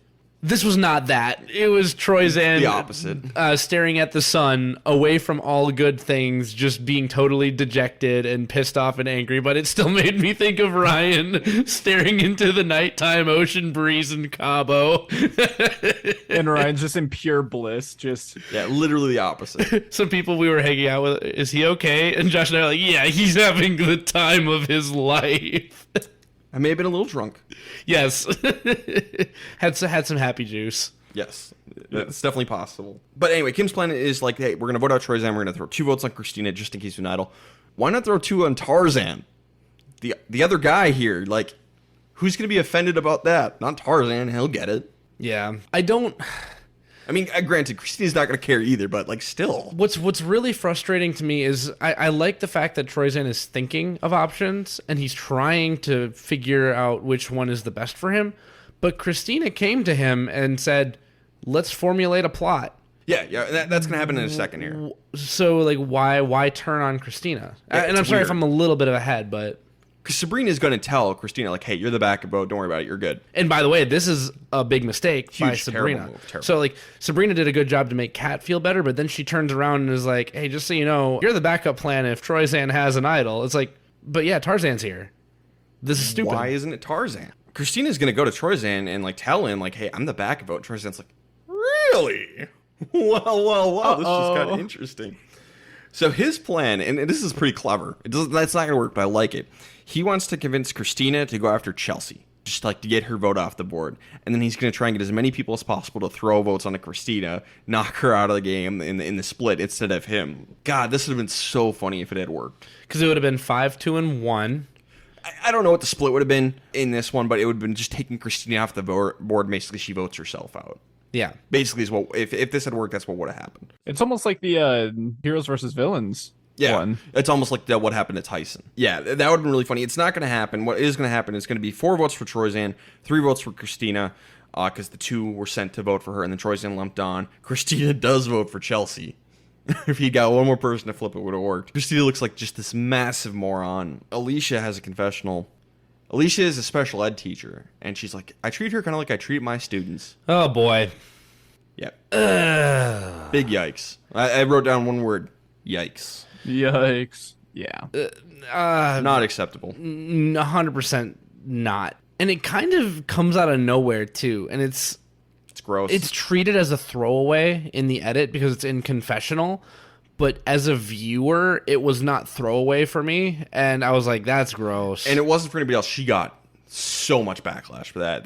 She almost got fired. And I also think she should have gotten fired for that. It would have made plenty of sense. That's terrible. That's unacceptable behavior. Well, I mean, it makes complete sense, too. Like, the fact that in the pre-merge, her and Colton got along so well, and he had also so many of those comments that were in confessionals to where that it was strictly just to the camera. Is this surprising? Sadly, not really. No, I mean, Alicia saying something inflammatory, that's not news. Crossing the line, it doesn't surprise me, but it is news. Yep. So it's not good. Man, you got to be careful about that. I don't care how malnourished you are. You need to think about how these optics are going to pan out for you when you come back to the real world. Not okay. Anyway, the right move here would probably have been to split up Kim and Chelsea, because Troyzan, he's just making himself less and less of a threat. Like, yeah, he's dangerous, but less of a threat to win. Kim and Chelsea, they're like JT and Steve, and they have this game under lock and key. Split them up. Maybe knock out Chelsea or something like that. I don't know. Get rid of one of them. Do they know that, though? Or is their perception just way off? Well, and that's the thing. Their perception is way off. Be more perceptive. Be better. I suppose. I want people to play better. So Kim had immunity. Obviously, they can't vote for Kim. I think you get rid of her right-hand woman, and that's Chelsea. Because Sabrina, she's also a big threat, but Sabrina is terrible at the challenges. So Chelsea's good at the challenges. And they would have needed 5 votes to do it. So it would have been Troyzan, Tarzan, Christina, and then I think you could have made a play for Kat. And Alicia. Yep. So, like, the numbers are there. I think Alicia would have been a tougher sell. Yep. But at least you could push it to a tie, and then maybe something happens in the revote, because we're going to understand here soon that Alicia feels like she has some power, like she has some people in her pocket, and how does she play with that power? You could have probably played to her ego a little bit, like, hey, this is your chance to become the dominant force in the game. Take out a Chelsea. Kim, Chelsea, and Sabrina have this game locked up. They are the final 3. They got to break it up. You got to. So they're not going to. So I think Chelsea probably would have been the best move here, but, Sabrina would have been fine too. But, yeah, not going to happen. Derek, who do you have for best player of the episode? I actually have Chelsea because she's in the top 3, and then Kim obviously made the mistake with her picks for the reward challenge, and Sabrina made a mistake by telling Christina that she was the throwaway when Tarzan was literally right there to use as a decoy. Derek, how did you steal my notes? That's literally what I have. Every once in a while, we were simpatico. Yeah, it's Chelsea. It's not good for podcasting, but it works for the friendship. Josh? Sure, let's go with that. What did you have? What did past Josh have? I said none. I don't know why. Past Josh? Apparently, I was okay with just everyone going for Troyzan here and a weird vote as well, which doesn't really make sense. No, it doesn't. How about worst player, Derek? So this one was really, really odd for me because the person who is proposing the counterattack is Troyzan, right? Christina brought a proposition to Troyzan, but Troyzan's like, nah, I don't really want to work with Christina on Chelsea, which was the right move. So, Christina's got the right idea for the counterattack, but Troyzan's the one who's mobilizing it. Either way, you need some kind of counterattack against this women's alliance. And right now, you need Troyzan and probably Tarzan to do that. So whoever didn't flip to vote to Christina, I have as on the block for being the worst. So for that, we know that they talked to Kat, and she didn't flip. I don't think they ever explicitly said that they talked to Alicia about this, and if they did, we didn't get it in the edit. So I had Kat as the worst because the people who are in the bottom part of the Women's Alliance need to do something now, or they're in trouble. I would have considered Troyzan for not using Christina as a vote and targeting a Chelsea. he's obviously gone. We can't do that. The only person I knew about was Kat, so I ended with Kat, but you could convince me for Kat or Alicia or even Christina to a certain extent. Any of those three. That's the direction I went with Christina. I thought she gave up too much information to Troyzan. She didn't have to say she was the backup vote. Like, Troyzan's like, I just got to figure out who their backup vote is. Christina's like, it's me. You didn't need to say that. And she didn't, like, create a good enough plan to vote out Chelsea. Her plan was literally, yeah, you and I will vote for Chelsea. Math. It's not enough. This is some Chanel stuff. Let's go. And she looked really bad in front of the jury in this episode. It was not a great look. So I had Christina. Yeah, and I'm not gonna fight. I'm not gonna fight that too badly. But That's what Josh has to say. Yeah, it's almost like so past Josh said Kat. It's almost like I went with that because I actually have some expectation for her. That's fair. Whereas I don't have any expectation for Christina. Yeah. Not like this isn't a, classic Derek ungradable situation. Right. It's just the way that I graded it maybe a little bit different then because of that. Well, and my tiebreaker between someone like a Christina and a Kat is at least Christina woke up and was like, wait, Sure. Why am I the backup vote when Tarzan is still here? That is nonsense. So, like, granted, she should have known 2 episodes ago, but like at least she did something and she took action and she did put pen to paper, and yeah, she looked really stupid because she was the only vote for Chelsea, but at least she did something. Kat voted for the status quo, which decreases her odds to win at this point. She's going next. So that's why I said Kat. I'll stay confident with my original Kat pick. Yeah, I got no problems with that. I really don't. I think you guys made a very good argument for why it should be Kat. Woo! Troyzan is going to play again. Do we want to see it? Not really. I mean, there's enough there. If I saw him again in the right circumstance, I'd be like, hey, it's Troyzan. But I don't need to see him again. There are other people on this season I would rather see that haven't played again. So, no. Of the men on this season, I guess maybe the highest, but that's a very low hurdle to clear, I guess. Put Jonas and Matt above him. I mean, not Matt for me. I'll put Matt above him. He didn't give up immunity. Maybe Jay, because Jay was sane man for a while, and like, oh no, you got tricked by Kim. Again, anybody and everybody can get tricked by Kim, I think. So maybe Jay and then Troyzan, but I don't need to see him. Josh? Generally, I'm okay with Troyzan. I feel like I'm a little bit higher than just like meh on him. I'm definitely not like banging the table like he's winning the challenge to bring him back or anything. But yeah, I'm good with him coming back. I'd like to see how he would do when he's not on a low IQ tribe. So just to see how it works out. He's a much less likable version of Stephanie LaGrossa. Like the last one standing on a tribe that got absolutely decimated due to just complete ineptitude. Do you get a second chance for that? It's up to other people, I guess. I'm slightly below meh on Troyzan. I'm with Ryan, slightly below meh. I'm good. I don't need to see him again. Plenty of people I'd rather see. Like, he's not terrible, but there's just some, and maybe he just seems better because of the season that he's on. Sure, I don't know. I think it's worse because of the season that he's on. Episode 12, it's going to be chaos. We're going to get the Loved Ones Reward Challenge. Basically, everyone agrees Christina and Tarzan need to be taken on this reward. Christina's dad doesn't have too many years left. He's got some sort of kidney thing. Yeah, I believe he just had a transplant, and they were estimating 5 to 10 years. This is a really big deal. Yeah, he doesn't have a ton of time left. And then Tarzan is obviously much older. He doesn't have a ton of time left. He's still alive at this as we're recording. But he's just like, hey, can you just keep me around until the Loved Ones visit? We mentioned it earlier in the podcast. We suspect he said, just keep me to the Loved Ones visit. You can vote me out. I know I'm not going to win. Yeah. Just keep me, because that would be an unforgettable moment with my wife. But he's in his 60s at time of play. So the older guy. So basically it's like, yeah, we're going to take these two. That's what's going to happen. Kat's going to win, and she's going to take Kim and Alicia because she wants to just get drunk and have fun with them. Yep. Everyone is livid with Kat. This is a bad look, and this is the start of the best episode of the season, the epic Kat downfall episode, which is a very, very funny episode. Yeah. The only note that I wrote for this episode was, "Oh, Kat, no."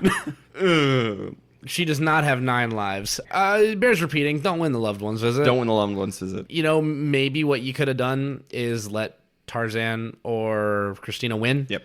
And then they pick whichever one didn't win, and then they get to maybe pick you. Congratulations.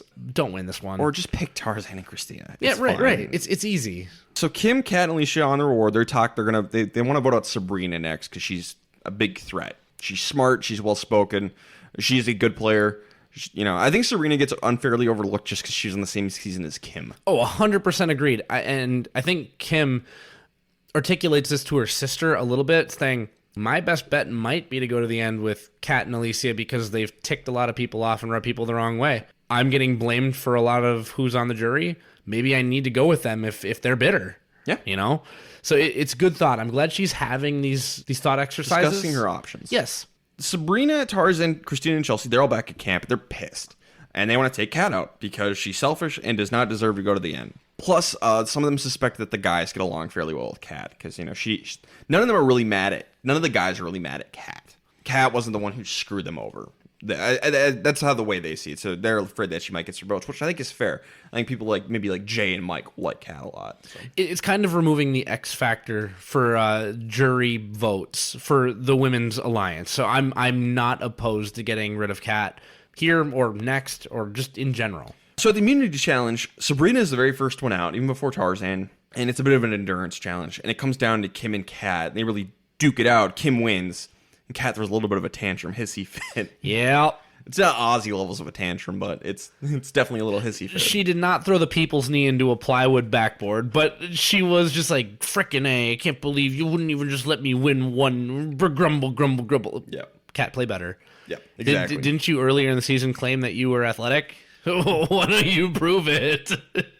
Showed the age a little bit here. Yeah, she's 22 and an immature 22. Yeah, 22 isn't even that young. I mean, it's young, but it's not like she's 19. We're going to talk about this in the Final Trouble Council, and I think it explains a lot when she gives her jury speech. We get a little bit more context to color in the lines. Yeah, and I think it makes a lot of sense.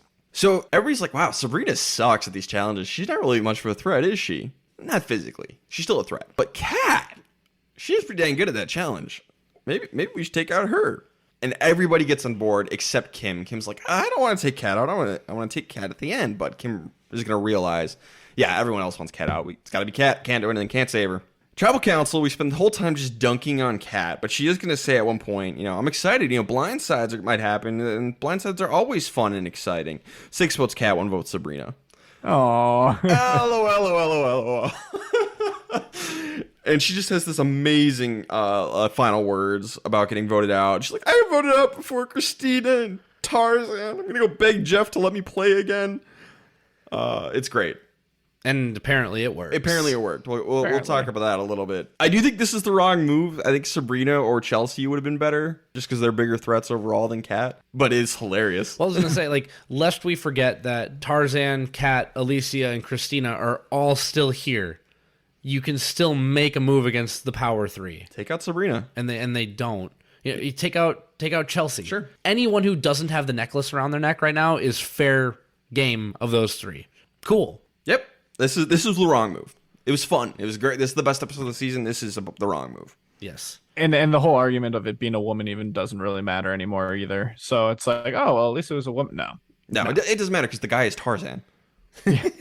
He's almost, not quite, but almost a non-factor. And you did say that you're, I know you said Alicia and Christina. I'm assuming it's still the bottom three here. Yeah, at this point it's Alicia, Christina, and Tarzan. So but now it's going to be a 3 versus 3 going into the next episode when you could have used Kat to help take down Sabrina. For best player, I had Kim. She won immunity, realized she didn't have the numbers, and just went along with a Kat vote. It's fine for her because Kim can go to the end with anybody and win.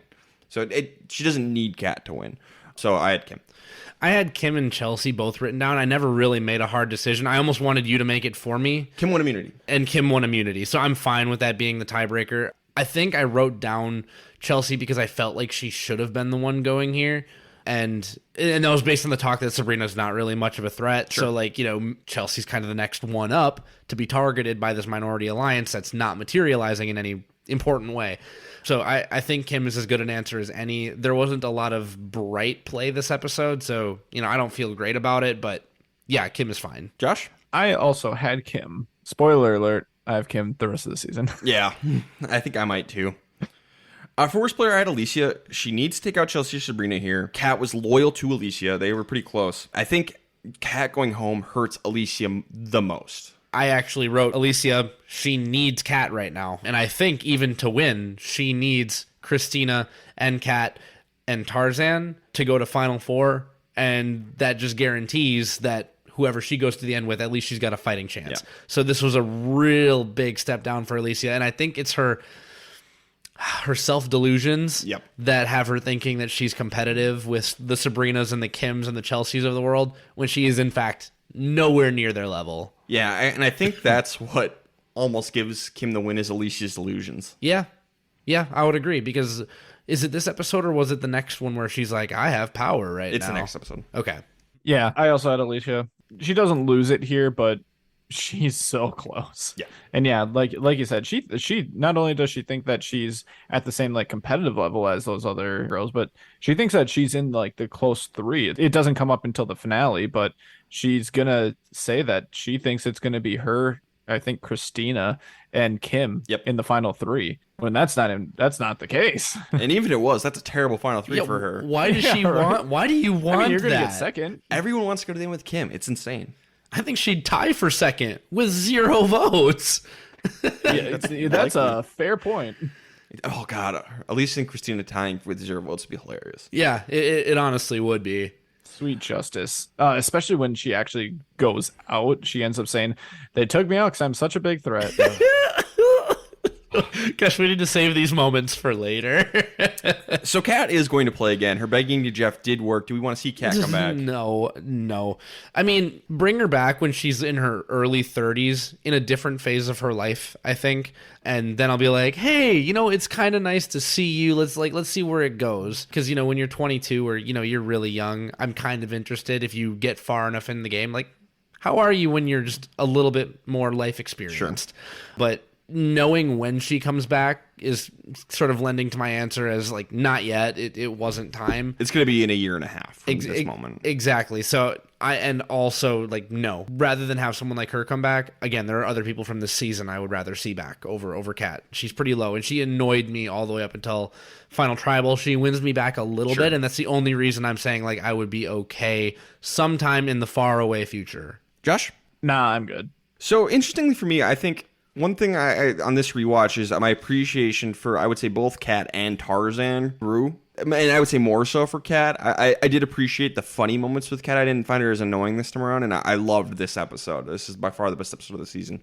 And her final tribal council speech really, really wins me over. It's very emotional. So I'm not like, rah, let's go Kat, bring her back. I'd be more interested when she's older, for sure. It's more of like, oh, Kat's back. She was fine on One World. She was better than average, a One World contestant. Yeah, sure, why not? So like a slightly sure. That's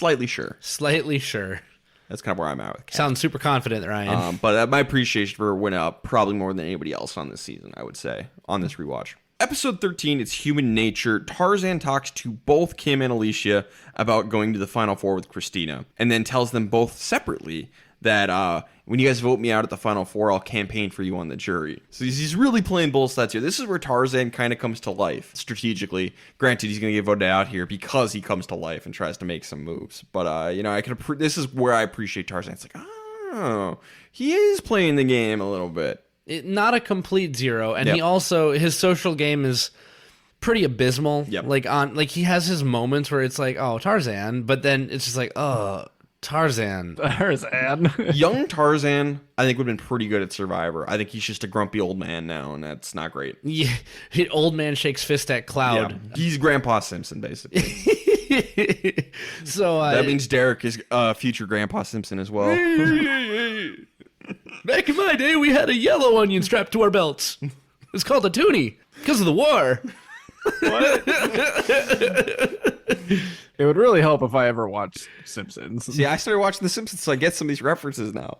Congrats. I wasn't allowed to watch it when I was a kid. So Chelsea tells Christina she is going to take her on reward. And basically, she's trying to make sure Christina's not going to turn on the alliance. Christina then goes and tells this entire conversation to Alicia, Kim, and Tarzan. And Kim then's like, hey, Chelsea, remember that conversation you had with Christina? Yeah, she told everyone. So, I can't trust Christina. What?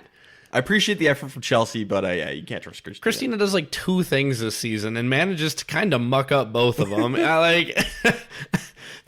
She did have the one good move earlier where it was like, hey, Alicia actually has some bonds with other women. I don't. So keep me. And that was just her telling the truth. It wasn't her making a move. It was using her words. Chelsea's going to have winning reward. She's going to bring Kim and Sabrina on it. Come on. That's the thing everyone's scared of, that it's the 3 of you, and you're just going to, like, show all of your cards. Like, I don't think anybody's mad about picking Sabrina because she hasn't been on any rewards yet, but taking Kim, are you kidding me?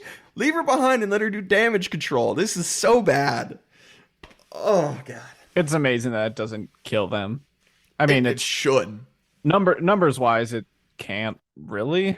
And what's insane is that it's 3-3 at this point, and Kim still has her idol. So there's not a lot that Tarzan and Co can do unless they have one of those 3 break rank. It's possible. You still need to try, Christina. We'll get to that. But it is so precarious with Kim's idol still out there. Chelsea just brought Alicia and Christina with and called it good. Easy. And then Kim and Sabrina can babysit Tarzan. Yes. Easy peasy. Alicia and Christina are pissed, obviously, and they and Tarzan, their plan is, because they believe they're all in an alliance with Kim, because Kim has played everybody against each other pretty much.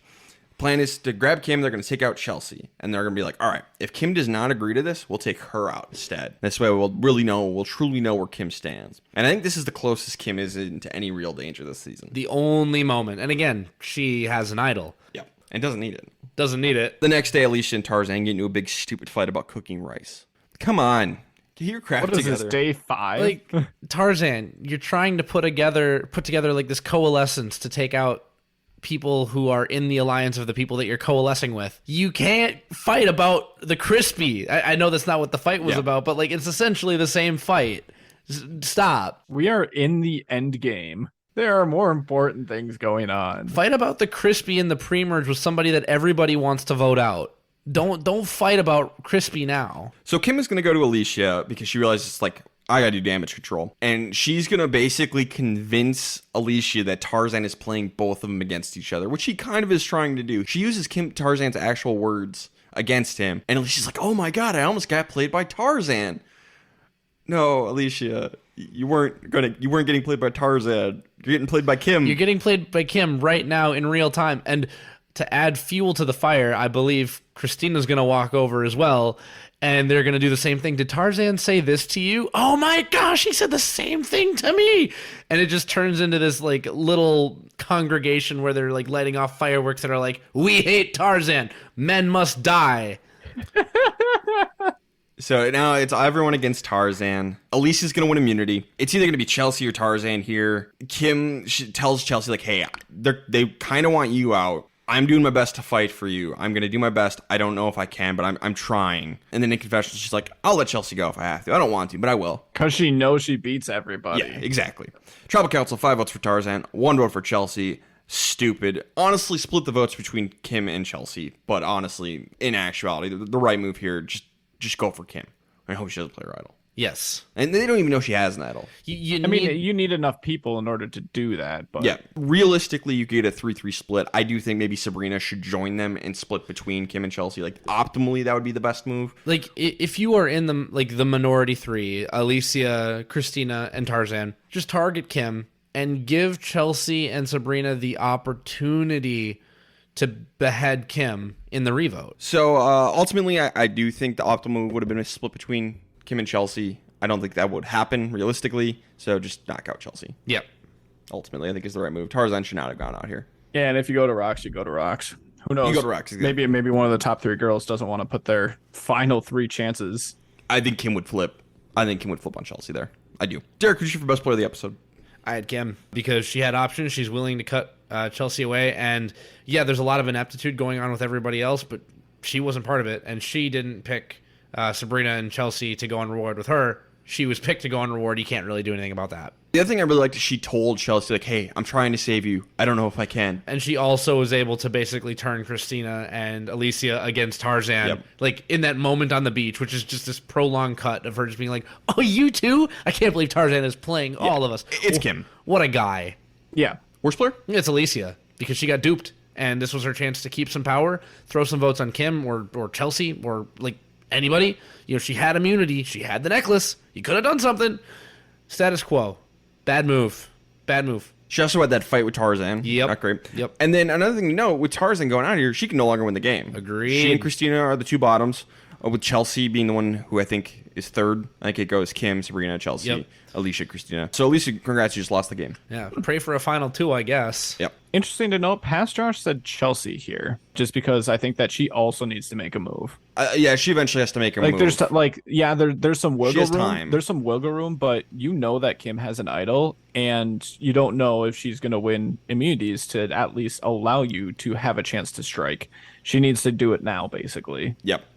She's running out of time. But she was the target. And we're also going to find out that Chelsea's intent is to go to the end with Kim and have not made social connections and hope that people are really mad at Kim. Basically play the Russell Hands move. Well, not the Russell Hands, play the Todd game where like Amanda got all the blame, but she doesn't realize that Kim is Amanda all leveled up. So it's not going to work. I think that's both Chelsea and Sabrina's plan. Kim takes all the blame for all these blind sides, and they're hoping people be mad at her and not mad at them. And what's going to happen is they'll respect Kim for it more because she did take all the blame and still was effective.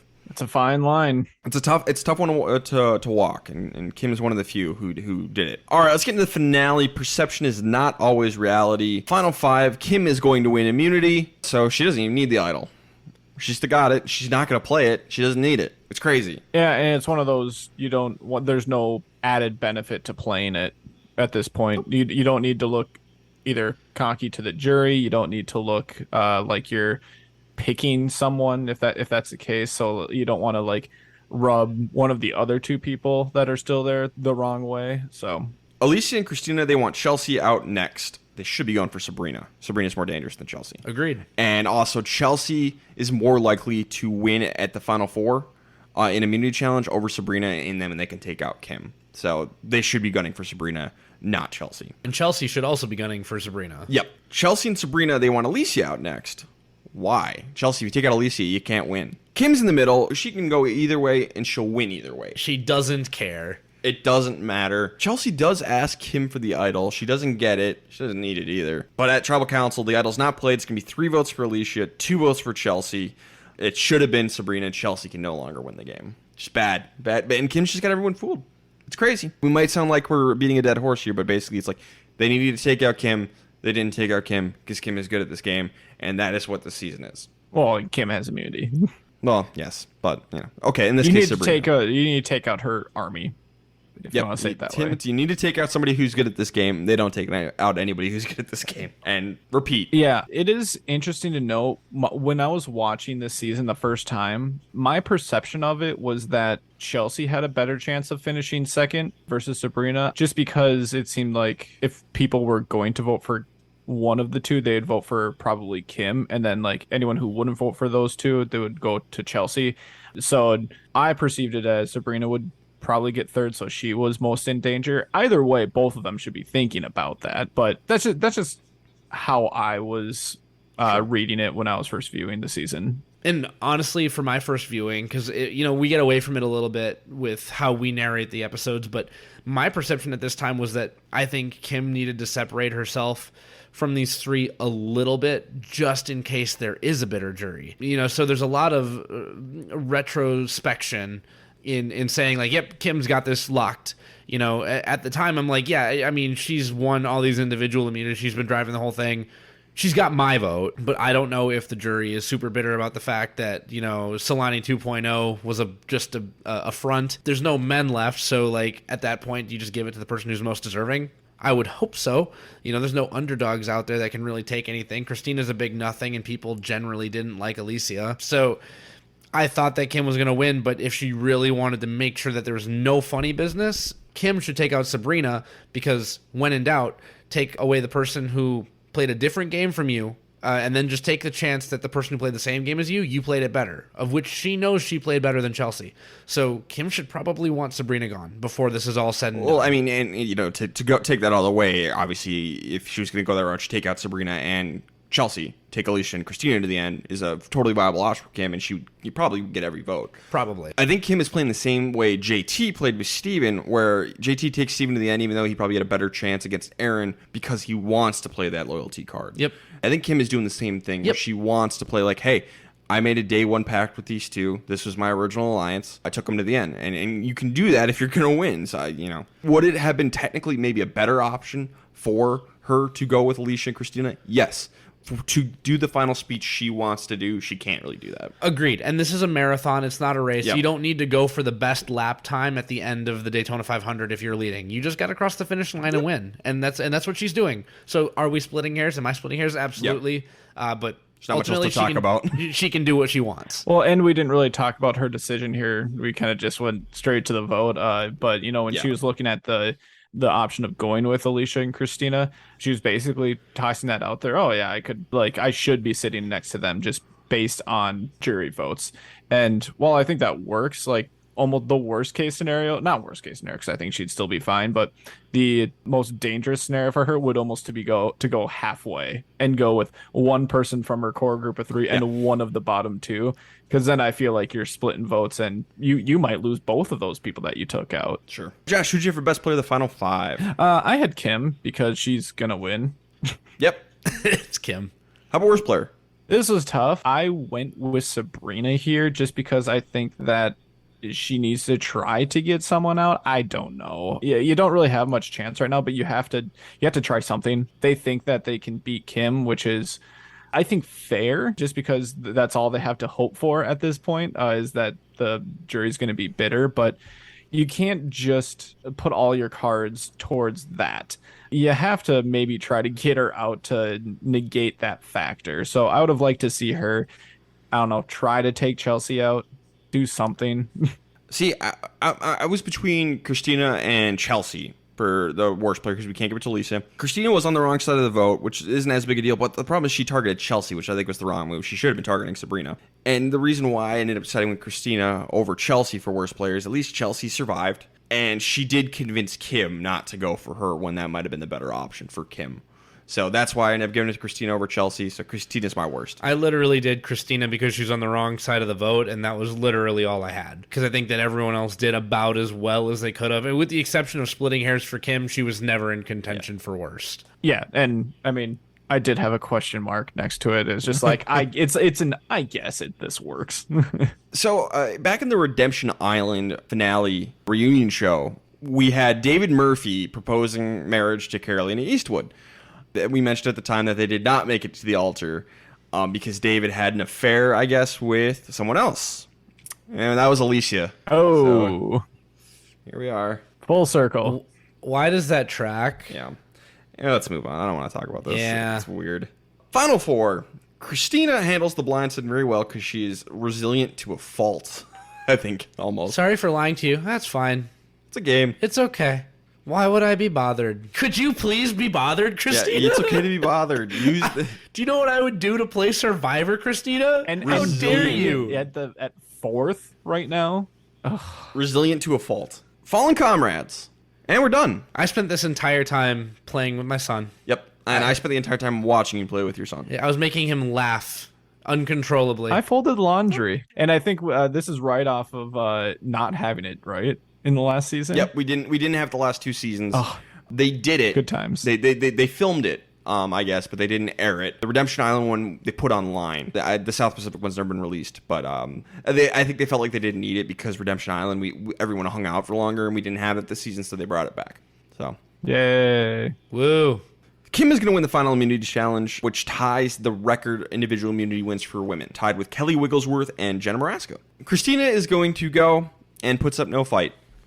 It's pathetic. It's not. I was gonna say it's depressing, but it wasn't depressing. It was infuriating, actually. You know, I was not infuriated by Christina not playing. I had come to expect nothing from her, and she met those expectations, so I was satisfied with the conclusion. She was just an NPC devoid of personality and any side quests attached to her. So I was like, yeah. You know, this is correct.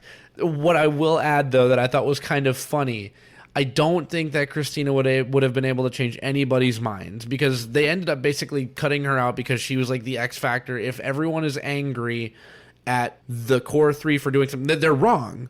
But their thought process was, maybe if they're angry at all of us, it would not be a good idea to have her here. Because at least us three, we played the same game, made the best person win. So, like, there's something there. It's minute. I don't like it. But when she basically is like, yeah, you can vote me out, Kim actually starts to think for a second, holy crap, is this the right move? Well, no, Kim is like, I would have considered doing something if she'd, like, presented anything. I think this makes Kim want to take her less. Really? I took it as the other way, and I could be wrong. I could be wrong. Said, so. Well, no. Kim mentioned briefly. She's like, yeah. Oh man, maybe I should take her because she's not even trying, so no one will respect that. No, that's not what she said. That's how I took it. She said, like, there's definitely an option for me to go with Christina, but she didn't present anything. She didn't do anything. I think she said both of those things. She might have presented both sides of the argument, because that's what I thought was funny. I remember actively thinking that it was funny that her not doing anything gave her a shot at surviving. Very James from China, which I remember taking a lot of flack for on this podcast. It's so much different, and Christina is so much worse of a player than James. And James isn't particularly good at Survivor. No. Whatever. Regardless, Christina does exactly what... Move on. Yeah. I'm so tired of Christina not doing anything. She's a dish rag. She seems like a nice person. I don't like that she's on this show. Yes, she's no place. I want to move on. She added nothing to One World. Tribal Council, 3 votes for Christina, 1 votes for Sabrina. This should have been either Sabrina going out, because I think Chelsea and Christina both should have voted for Sabrina. Kim, if she wants to double down and go with Sabrina and Chelsea to the end, cool. And obviously Sabrina should vote for Christina. So either Sabrina goes out, or at the very least fire making. Yeah. I said Christina was fine, because at least if you're Sabrina and Chelsea, the jury might pilfer votes amongst the 3 of you, and so there's a chance that maybe you get 4, Chelsea gets 3, Kim gets 3, or whatever the number would be. So it makes sense for those 3 to want to go with each other at this point. If Kim has immunity, if Kim doesn't have immunity, she's got to go. She's got immunity. Yeah, but she's got immunity. It makes the most sense for the other 2 to get rid of Christina, I think. Kind of to go back, this entire time I've kind of perceived Chelsea as being in that number 2 spot. I was wrong. Yep. But I perceived her to be in the number 2 spot, so I was putting it more on Sabrina to not try to act and take out Chelsea. Ultimately, doesn't matter. Who'd you have for best player? Kim. 1 immunity, and she didn't really need to do anything. Yep, it's Kim. My worst player is NA. Josh, worst player? I said either Sabrina or NA. I guess I'll give it to Sabrina.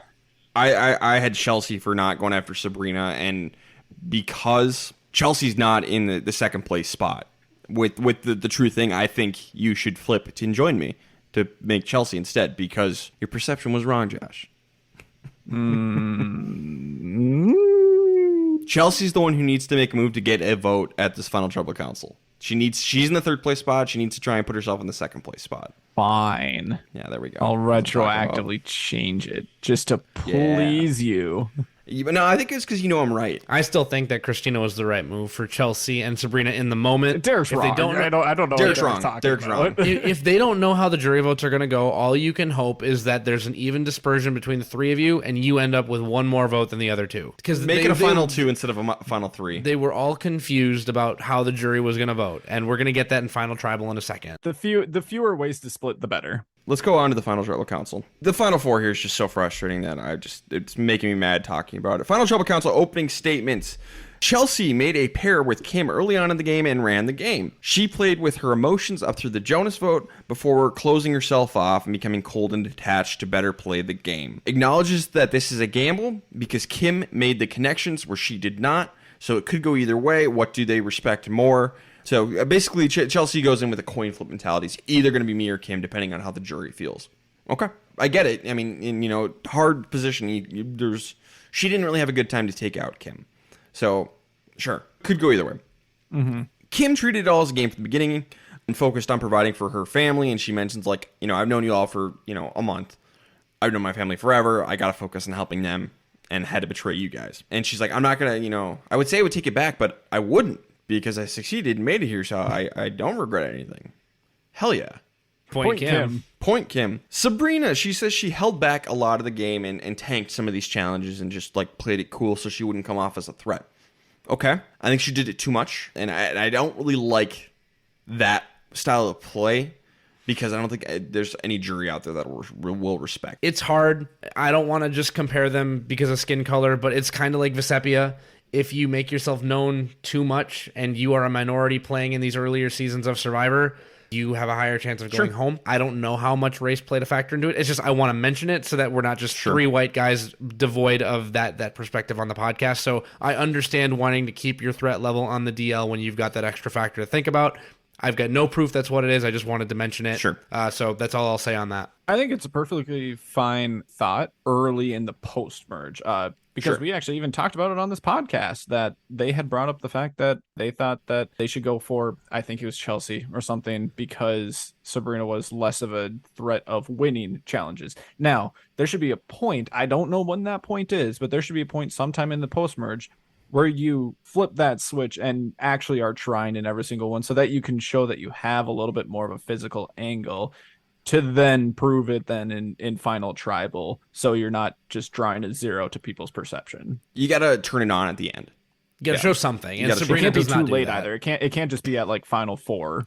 I think you honestly could do it at Final Four, or maybe, but I think Final 5, Final 4, you win the last 2, take out a big threat, boom, you got the game. You know, even in a forced fire making situation, you know, whatever it is, You got to turn it on at some point. show something. She also let Kim and Chelsea be kind of the messengers because she can't separate the game from real life. I think this hurts her. You know, Chelsea didn't make the social connections. Sabrina did, to the point where she couldn't ever be the bad guy. She had to hide herself and detach herself from being the bad guy in the situation. And they let Kim take all the heat. Okay, that can work. And everyone hates Kim. Except everyone, and we're going to see this multiple times with Survivors, that doesn't really work unless that person is super unlikable, like a Russell. If that person is likable at all, they're going to win because the jury's going to respect them because they made the moves. They took the heat. They took the blame. Still made it. And you like them. Kim's nice. This is going to happen again in Survivor multiple times. So I think we can safely say at this point, Sabrina and Chelsea's strategy here does not work. Don't try it. Unless you were teamed up with a Russell type, it will not work. You have to be with the Russell or with like the Nyanka, someone like that who is being inhumane, like you treating people as like Colton.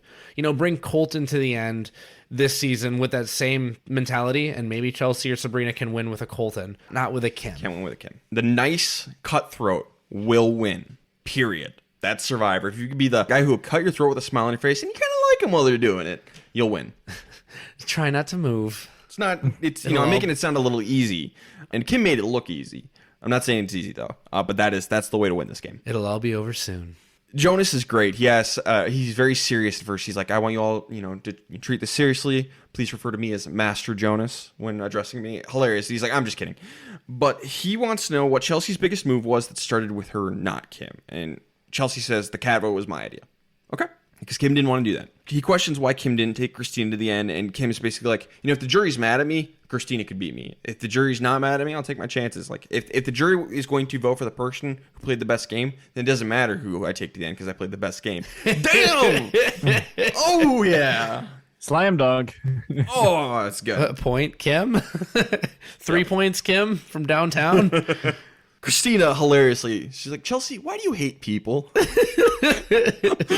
And basically just Chelsea's like, yeah, I, you know, played very detached. It was the only way I could play. And basically she just starts complimenting Kim on helping her keep her head in the games. Who are you, Natalie and Philip? Yeah, more points, Kim. Yeah.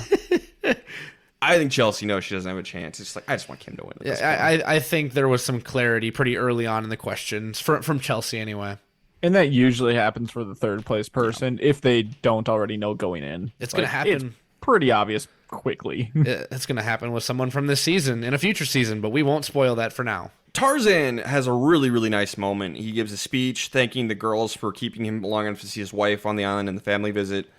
And Chelsea's going to telling him basically, like, yeah, you and your wife, your relationship goals. Like, I'm not going to settle for anything less than what you guys have. It's a really sweet moment. It's a good moment with a lot of really expensive words. Yes. Inalienable love. Leaf asks her, be like, hey, how and why was I voted out? Kim's like, I didn't trust you.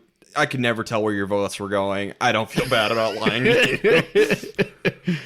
You did vote for me before, so, like, whatever, man. Yeah. I think Kim knows, because what wasn't shown on the show is Leaf and Sabrina were super close. Kim knows she's not going to Leaf's vote. Yeah. It's like, whatever. It doesn't matter. But Sabrina, she wins Leaf's vote with this comment, but I think she loses some other votes. She's like, yeah, I let Kim and Chelsea make the call and didn't step in because it would hurt me too much, so I just let them do it. And I think Leaf likes that because Leaf doesn't understand Survivor. And everybody else is like, yeah, it's not great. You know, you got to be the bad guy sometimes. So, interesting. Hey, you want to vote over Sabrina? It really didn't seem like Leaf watched a whole lot of Survivor before he came out here. I wouldn't be shocked if it was just like the one season they gave him as homework. Did they give him Redemption Island or something? I'm not sure. I would guess it'd probably be like a heroes versus villains. I would say it probably wasn't a Redemption Island one, just since that twist wasn't in the game. Leaf, if you're a fan of the podcast, let us know how much Survivor you watched beforehand. Yeah, they usually like pick the most recent, like really popular season as homework. Because they want something that's of the era. So I would guess heroes versus villains would be the guess. So maybe he saw that one at best. That's a big maybe. Alicia compliments herself a lot. Moving on. She just gives this most delusional speech ever. She's delusional. She's like, you cut me because, you know, if I was there, I'd give you a run for your money, Kim. I'm a kingpin. Yeah, okay. Yeah, okay. And Kim's just like, yeah, sure. Smile and wave. Smile You're and wave. out of touch. Troyzan wants to know when Kim beat him. And basically he's like, if you get this answer right, you'll win. If not, you're not getting my vote. She says it was when they voted out Jonas. That was the moment she'd won the game. Or Troyzan had lost the game, I should say. Apparently this is the wrong answer because he's going to vote for Sabrina. I think the other answer maybe could have been Michael. I don't know what Troyzan was looking for. I don't know if he said for sure. I know he had some sort of personal beef with Kim that he's never elaborated on. He says it's between him and Kim. So I really don't know what to say here. I mean, it would make sense that it's one of those two votes. That's what my answer would have been. If not Jonas, it would have been Michael's vote. Probably the Michael vote. Who knows what he was wanting? Pick a number between 1 and 10. It's the same thing. Maybe it's like the moment I put your name down and sent you out of the game. Maybe that was the moment he was the answer he was looking for. Yeah, I don't know. Like play to his ego. Like you had a chance. Super until you literal. didn't. Sure. I don't know. Whatever. Finally, we have Kat. She reveals that when she was like 12, she had 2 open heart surgeries, and she's going to have another one when she turns 24, 2 years. And basically she says, you know, I was so mad that you guys voted me out because I want to be where you guys are more than anything else in this world, but I don't have time to be angry. And she asked the jury not to vote from anger because, you know, it's just like be happy, enjoy it, enjoy the moment, live for now. And it's actually like a really, holy crap, like heavy moment because Kat is such a silly character this entire season. It really puts things in perspective. Like, here's why she's such a goof and just enjoying the moment.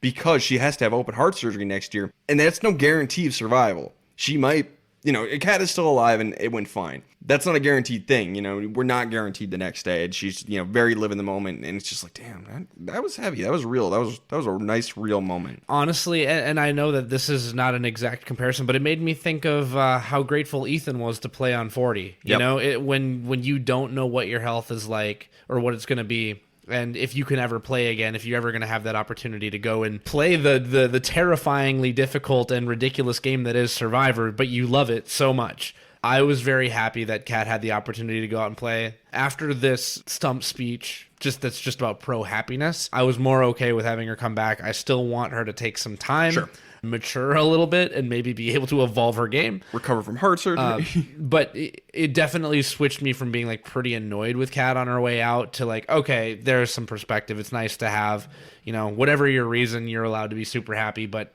it was just a very real reason. Yeah. So this is probably my favorite moment of the entire season is Kat's speech here. Just because it's one of the few things that felt authentically real about this season. And I like when Survivor is like real in a positive way, like because we get real sometimes in a bad way, and this felt like real in like just like embrace life kind of way. Yep. Which was really nice. Kim is going to win with 7 votes. Sabrina's going to get 2 from Troyzan and Leaf. Chelsea gets 0. Who would we have voted for is now the question we have to ask. Derek, who would you vote for? Kim. Okay. Josh, who would you vote for? Oh, let's see. Kim. Yeah, it's Kim. She played the best physical game, tied for the all-time record for women. She played the best social game, played the best strategic game. Sabrina played a great game. Kim was elite. Top 5 Survivor all time. Just an incredible performance from Kim. How can you not vote for Kim? Leaf, I understand. Troyzan, I think he should have voted for Kim. But yeah, it's Kim. It's Kim. Yeah. What else do you say? Nothing. Nothing else needs to be said. So Kim is going to play again. Do we want to see it? Yep. Oh, yeah. One of the best to ever play, absolutely. I just want to see her play. You know, she's going to be on Winners at War. that was really exciting for me because like she's gonna play against like good players. Yes, that's the key. Like I would want Kim to come back anyway, see if she can emulate the success twice. I wouldn't even mind if it was on a captain season, just like, can Kim do it? Yep. But the fact that she came back for Winners at War, where you've just got this super high caliber level of play, I was so excited because I'd heard the legend of Kim, and now I understand it. I can understand why someone like Ryan would be super hyped to see Kim come back for a 40. And it was really fun because obviously it didn't go fantastic for her. She played well, but she started off, and it wasn't even her fault, but like she was on the bottom at the beginning, so we got to see Kim scramble, which we haven't seen before. We got to see Kim. The first time I saw Kim play, I actually watched a bunch of players basically say like, Kim's a huge threat. So they like took all of the venom out of her teeth immediately. They're like, we refuse to validate her game because if we give her an inch, she's gonna take this whole thing. Yeah, because Yule talked about like the poker alliance, which he completely made up, but Kim was in that poker alliance. She was at that game where Tyson's like, oh, we should all form an alliance, the poker alliance. And he was like, yeah, I think there's a poker alliance. We can't trust any of them. So Kim was all of a sudden like, what? What did I do? Damn you, Tyson. Classic Tyson.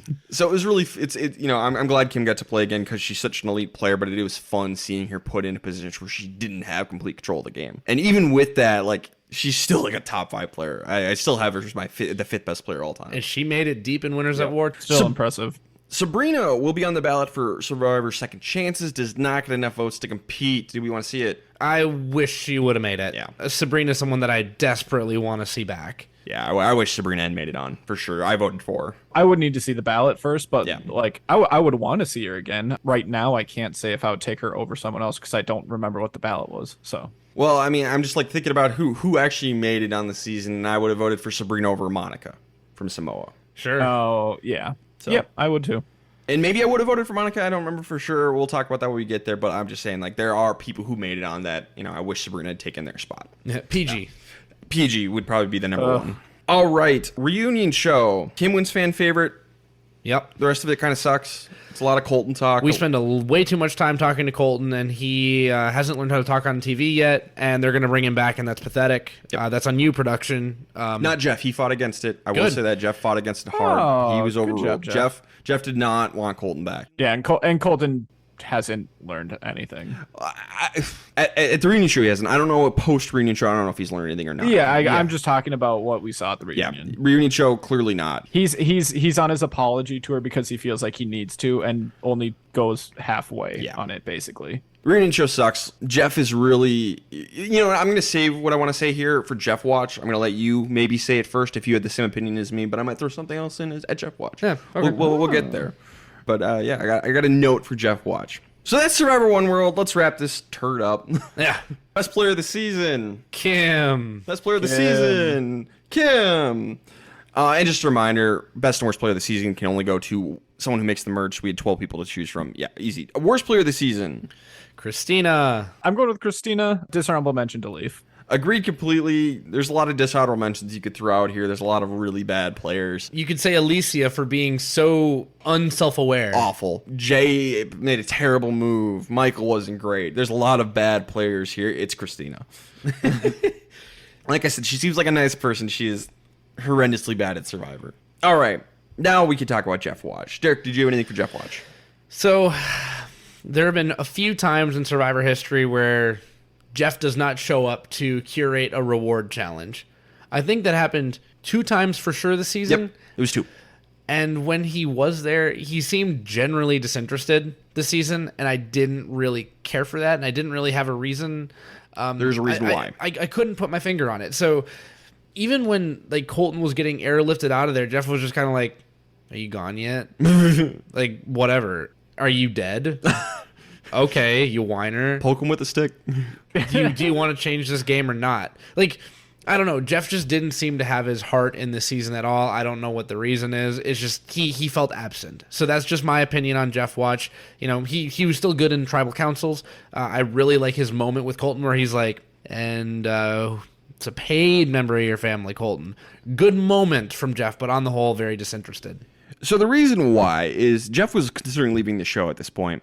And he had a talk show that was about to premiere, the Jeff Probst Show. It got canceled after 1 season, and he was considering leaving Survivor to just do that full-time if it was going to take off. So if that show had succeeded, he might have left. He plugged it at one point. Yep, he plugged it at the reunion show, and he felt very much like he was on his talk show at that point with the way he was talking like Colton's mom. It felt like he wanted to leave Survivor and go do that instead, and that didn't happen. And so he stuck with Survivor. So I think he was absent, A, because he has said he didn't care for the season, B, because he was focused on doing the Jeff Probst show, and I think he wanted to do that instead because he was a little burned out on Survivor. The last couple of seasons had sucked because he didn't like Nicaragua. Redemption Island, South Pacific got really negative feedback, so I don't think he was thrilled with how the last 2 years had gone for Survivor. So that is why. Makes sense. He felt very much like he was hosting a talk show at the reunion show. Weather report. This one seemed pretty darn rainy. I'm not going to lie. Definitely seemed maybe top 10 roughest, but if it is top 10, it's going to be right around 10. There's definitely been quite a bit worse. We don't get a ton of complaining about it, especially after the first part of the season is done. That being said, the pre-merge was pretty wicked with those rainstorms, especially on the women's tribe with no tarp. Yep, and South Pacific was clear, so they filmed at the same location. You could tell which one was the rainy season. Which one's the rainy season, yep. So Josh, as our memorability consultant, you get to tell us what the most memorable moment of the season is. In the pre-merge, you had it when the guys gave up immunity, specifically when they showed up to Tribal Council and shocked the crap out of Jeff Probst. I only have one for the post-merge. It's the same one that you mentioned, coincidentally. That would be the Troyzan post-challenge celebration. This is my island. And he actually does this twice, but specifically the one after that challenge is the one that sticks in my head a little bit more. Who do you think you are? I am. Ah, yeah. Big energy of bring that. Bring back the bowling challenges. Yes. Yeah, that was my nomination. So unless Derek, you had a I've gotten nothing. This is wholly unmemorable. Yeah, this one is not gonna win over the men showing up at Tribal. Yep, I think that was one of the easiest ones we've ever had. Yeah. Fair. And not great. All right, so the last thing we have to do before we sign off here is our season rankings. We get to drop season 24 into our 24. Where does it go? I will go first. I got mine ready. So here we go. Spoiler, it's near the bottom. All right, coming in, number 1 is season 10, Palau. Then we got Pearl Islands, Tocantins, Vanuatu, Micronesia, China, Borneo, South Pacific, Amazon, Fiji, Guatemala, Panama, Samoa, Africa, Australian Outback, Gabon, Marquesas, Nicaragua, Heroes vs. Villains, Cook Islands, All-Stars, Thailand, One World, Redemption Island.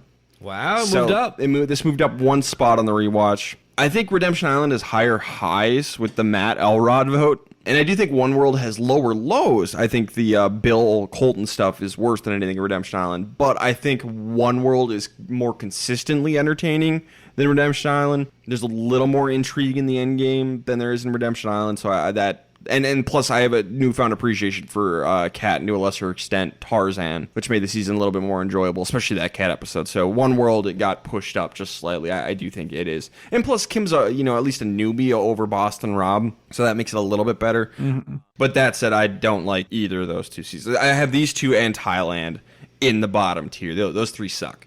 So I'll go next. My number 1 is still season 16 Micronesia, followed by China, Palau, Heroes vs. Villains, Tocantins, Pearl Islands, South Pacific, Amazon, Vanuatu, Guatemala, Australia, Nicaragua, Fiji, Exile Island, Borneo, Gabon, Africa, Cook Island, and then coming in at 19 for me is One World. And then after that, I've got Samoa, All-Stars, Marquesas, Redemption Island, and Thailand. For the reason that Ryan kind of said, it was never super boring in the moment. I did not mind watching Kim basically dominate it. It is in my second to bottom tier of Survivor, where it's like, I don't really recommend this on entertainment value, but it doesn't really have any nasty moments in it that make me feel gross, and everything below this has at least one pretty nasty moment in it that makes me feel gross. Well, actually, it does have one of those moments, yep. And I have it at the bottom of my second to bottom tier, so honestly, it still feels like it is right where it belongs, so I'll leave it there. I'm confident in that. And also, Colton is a bit of a joke. Yeah, so my order runs in first place, China, Pearl Islands, Micronesia fans versus favorites, Heroes versus Villains, Tocantins, Palau, Amazon, Vanuatu, Borneo, Australia, South Pacific, Guatemala, Fiji, Panama, Africa, Samoa, Cook Islands, Nicaragua, Gabon, Marquesas, One World. And then All-Stars, Redemption Island, and Thailand. For me, I put this very similarly with like Gabon and Marquesas, like they're kind of in like I get a little bit of the same feeling with them where it's just like, yeah, okay. There's a lot of, boring stuff that you have to trudge through, but it's not as bad as like an All Stars and Redemption Island, just because of the boring aspect. All Stars just because it's not as enjoyable. It's whatever. I think Derek put it nicely where it's like second tier from the bottom is very accurate. Redemption Island was boring. This was predictable. There is a fine line between the two. Yes, there is overlap. This was predictable, but I did enjoy watching those idiotic men get absolutely stomped. I don't enjoy that, so I think that's part of it. I think that's just to me, it's embarrassing. It is embarrassing. It did make me feel unproud to be a man. Like Monica had the phrase early in the season, like, Cat brings a bad name to all women everywhere. Like this entire crop of guys kind of gives us a bad name, if you want to phrase it like that. But I didn't mind it, so it was predictable but not boring. I don't mind something like that by any means, but it's when it's done through really bad gameplay. Like if they just get like outplayed, then that's one thing, but like they actively like did terrible stupid stuff. So that's what makes it not as enjoyable for me. All right, well, that is Survivor One World. Not great. Right in the dark ages. So next up, I don't know what our production schedule is going to be like come December, January of 2022, 2023. So the next thing you'll either hear from us is the premiere of season 44, depending on how much we do in the off season, or it'll be season 25, Philippines, which they revealed at the reunion show. It is going to have 3 captains, all 3 of whom were people who were medically evacuated, and so 3 tribes. So pretty exciting. Next time we talk about, we'll go through the list of everyone who's been medically evacuated, and like, are those 3 the 3 we would want, or would we replace with everybody else? But I like the idea of bringing back 3 medically evacuated people. I really do too. I like this theme. We've got some weird gimmicky themes before. This is one that I like. Yeah. It gives somebody a chance that deserves it, pretty much. It's a replay of man versus nature. Yep. The whole show is like man versus self. But every once in a while, nature wins. Yep. These are the original second chances. Yeah. So Philippines is the one season in the Dark Ages that everyone agrees is a great season. This is the one that is unanimously considered at the very least good, if not incredible. I love Philippines. I'm very excited to get back to Philippines. Derek, you've seen 3 of these people play. Other than the captains, I imagine. Oh, yeah, okay. So 6 of these people play. I'm just like... Yep, I forgot about the captains. So 6 of these people you've seen play. 3 of them were, Sure. The 3 returning captains plus 3 of the new people you've seen play. Okay, sounds good. Yeah, I love Philippines. It's got a great cast. I'm excited. So I'm very excited for Philippines. But in the meantime, maybe we got to go watch season 43 in real time. We got to watch season 43 starting next week. Yep. All right, guys. Anything else? No, I don't think so. You can follow us on Twitter at CastawayPod and follow us on Instagram and the TikTok. Thanks for the follows. Reach out anytime, especially during season 44, because you'll be listening to this after 43. Or if you want to time travel and talk to us about season 43, that's fine too. We're going to be throwing a party in Fargo celebrating the premiere of season 43. If you're a time traveler, you can meet us at our party. We'll give you the details later. Yes. All right. This has been the Castaway Consultants. Got nothing else for you. Good night.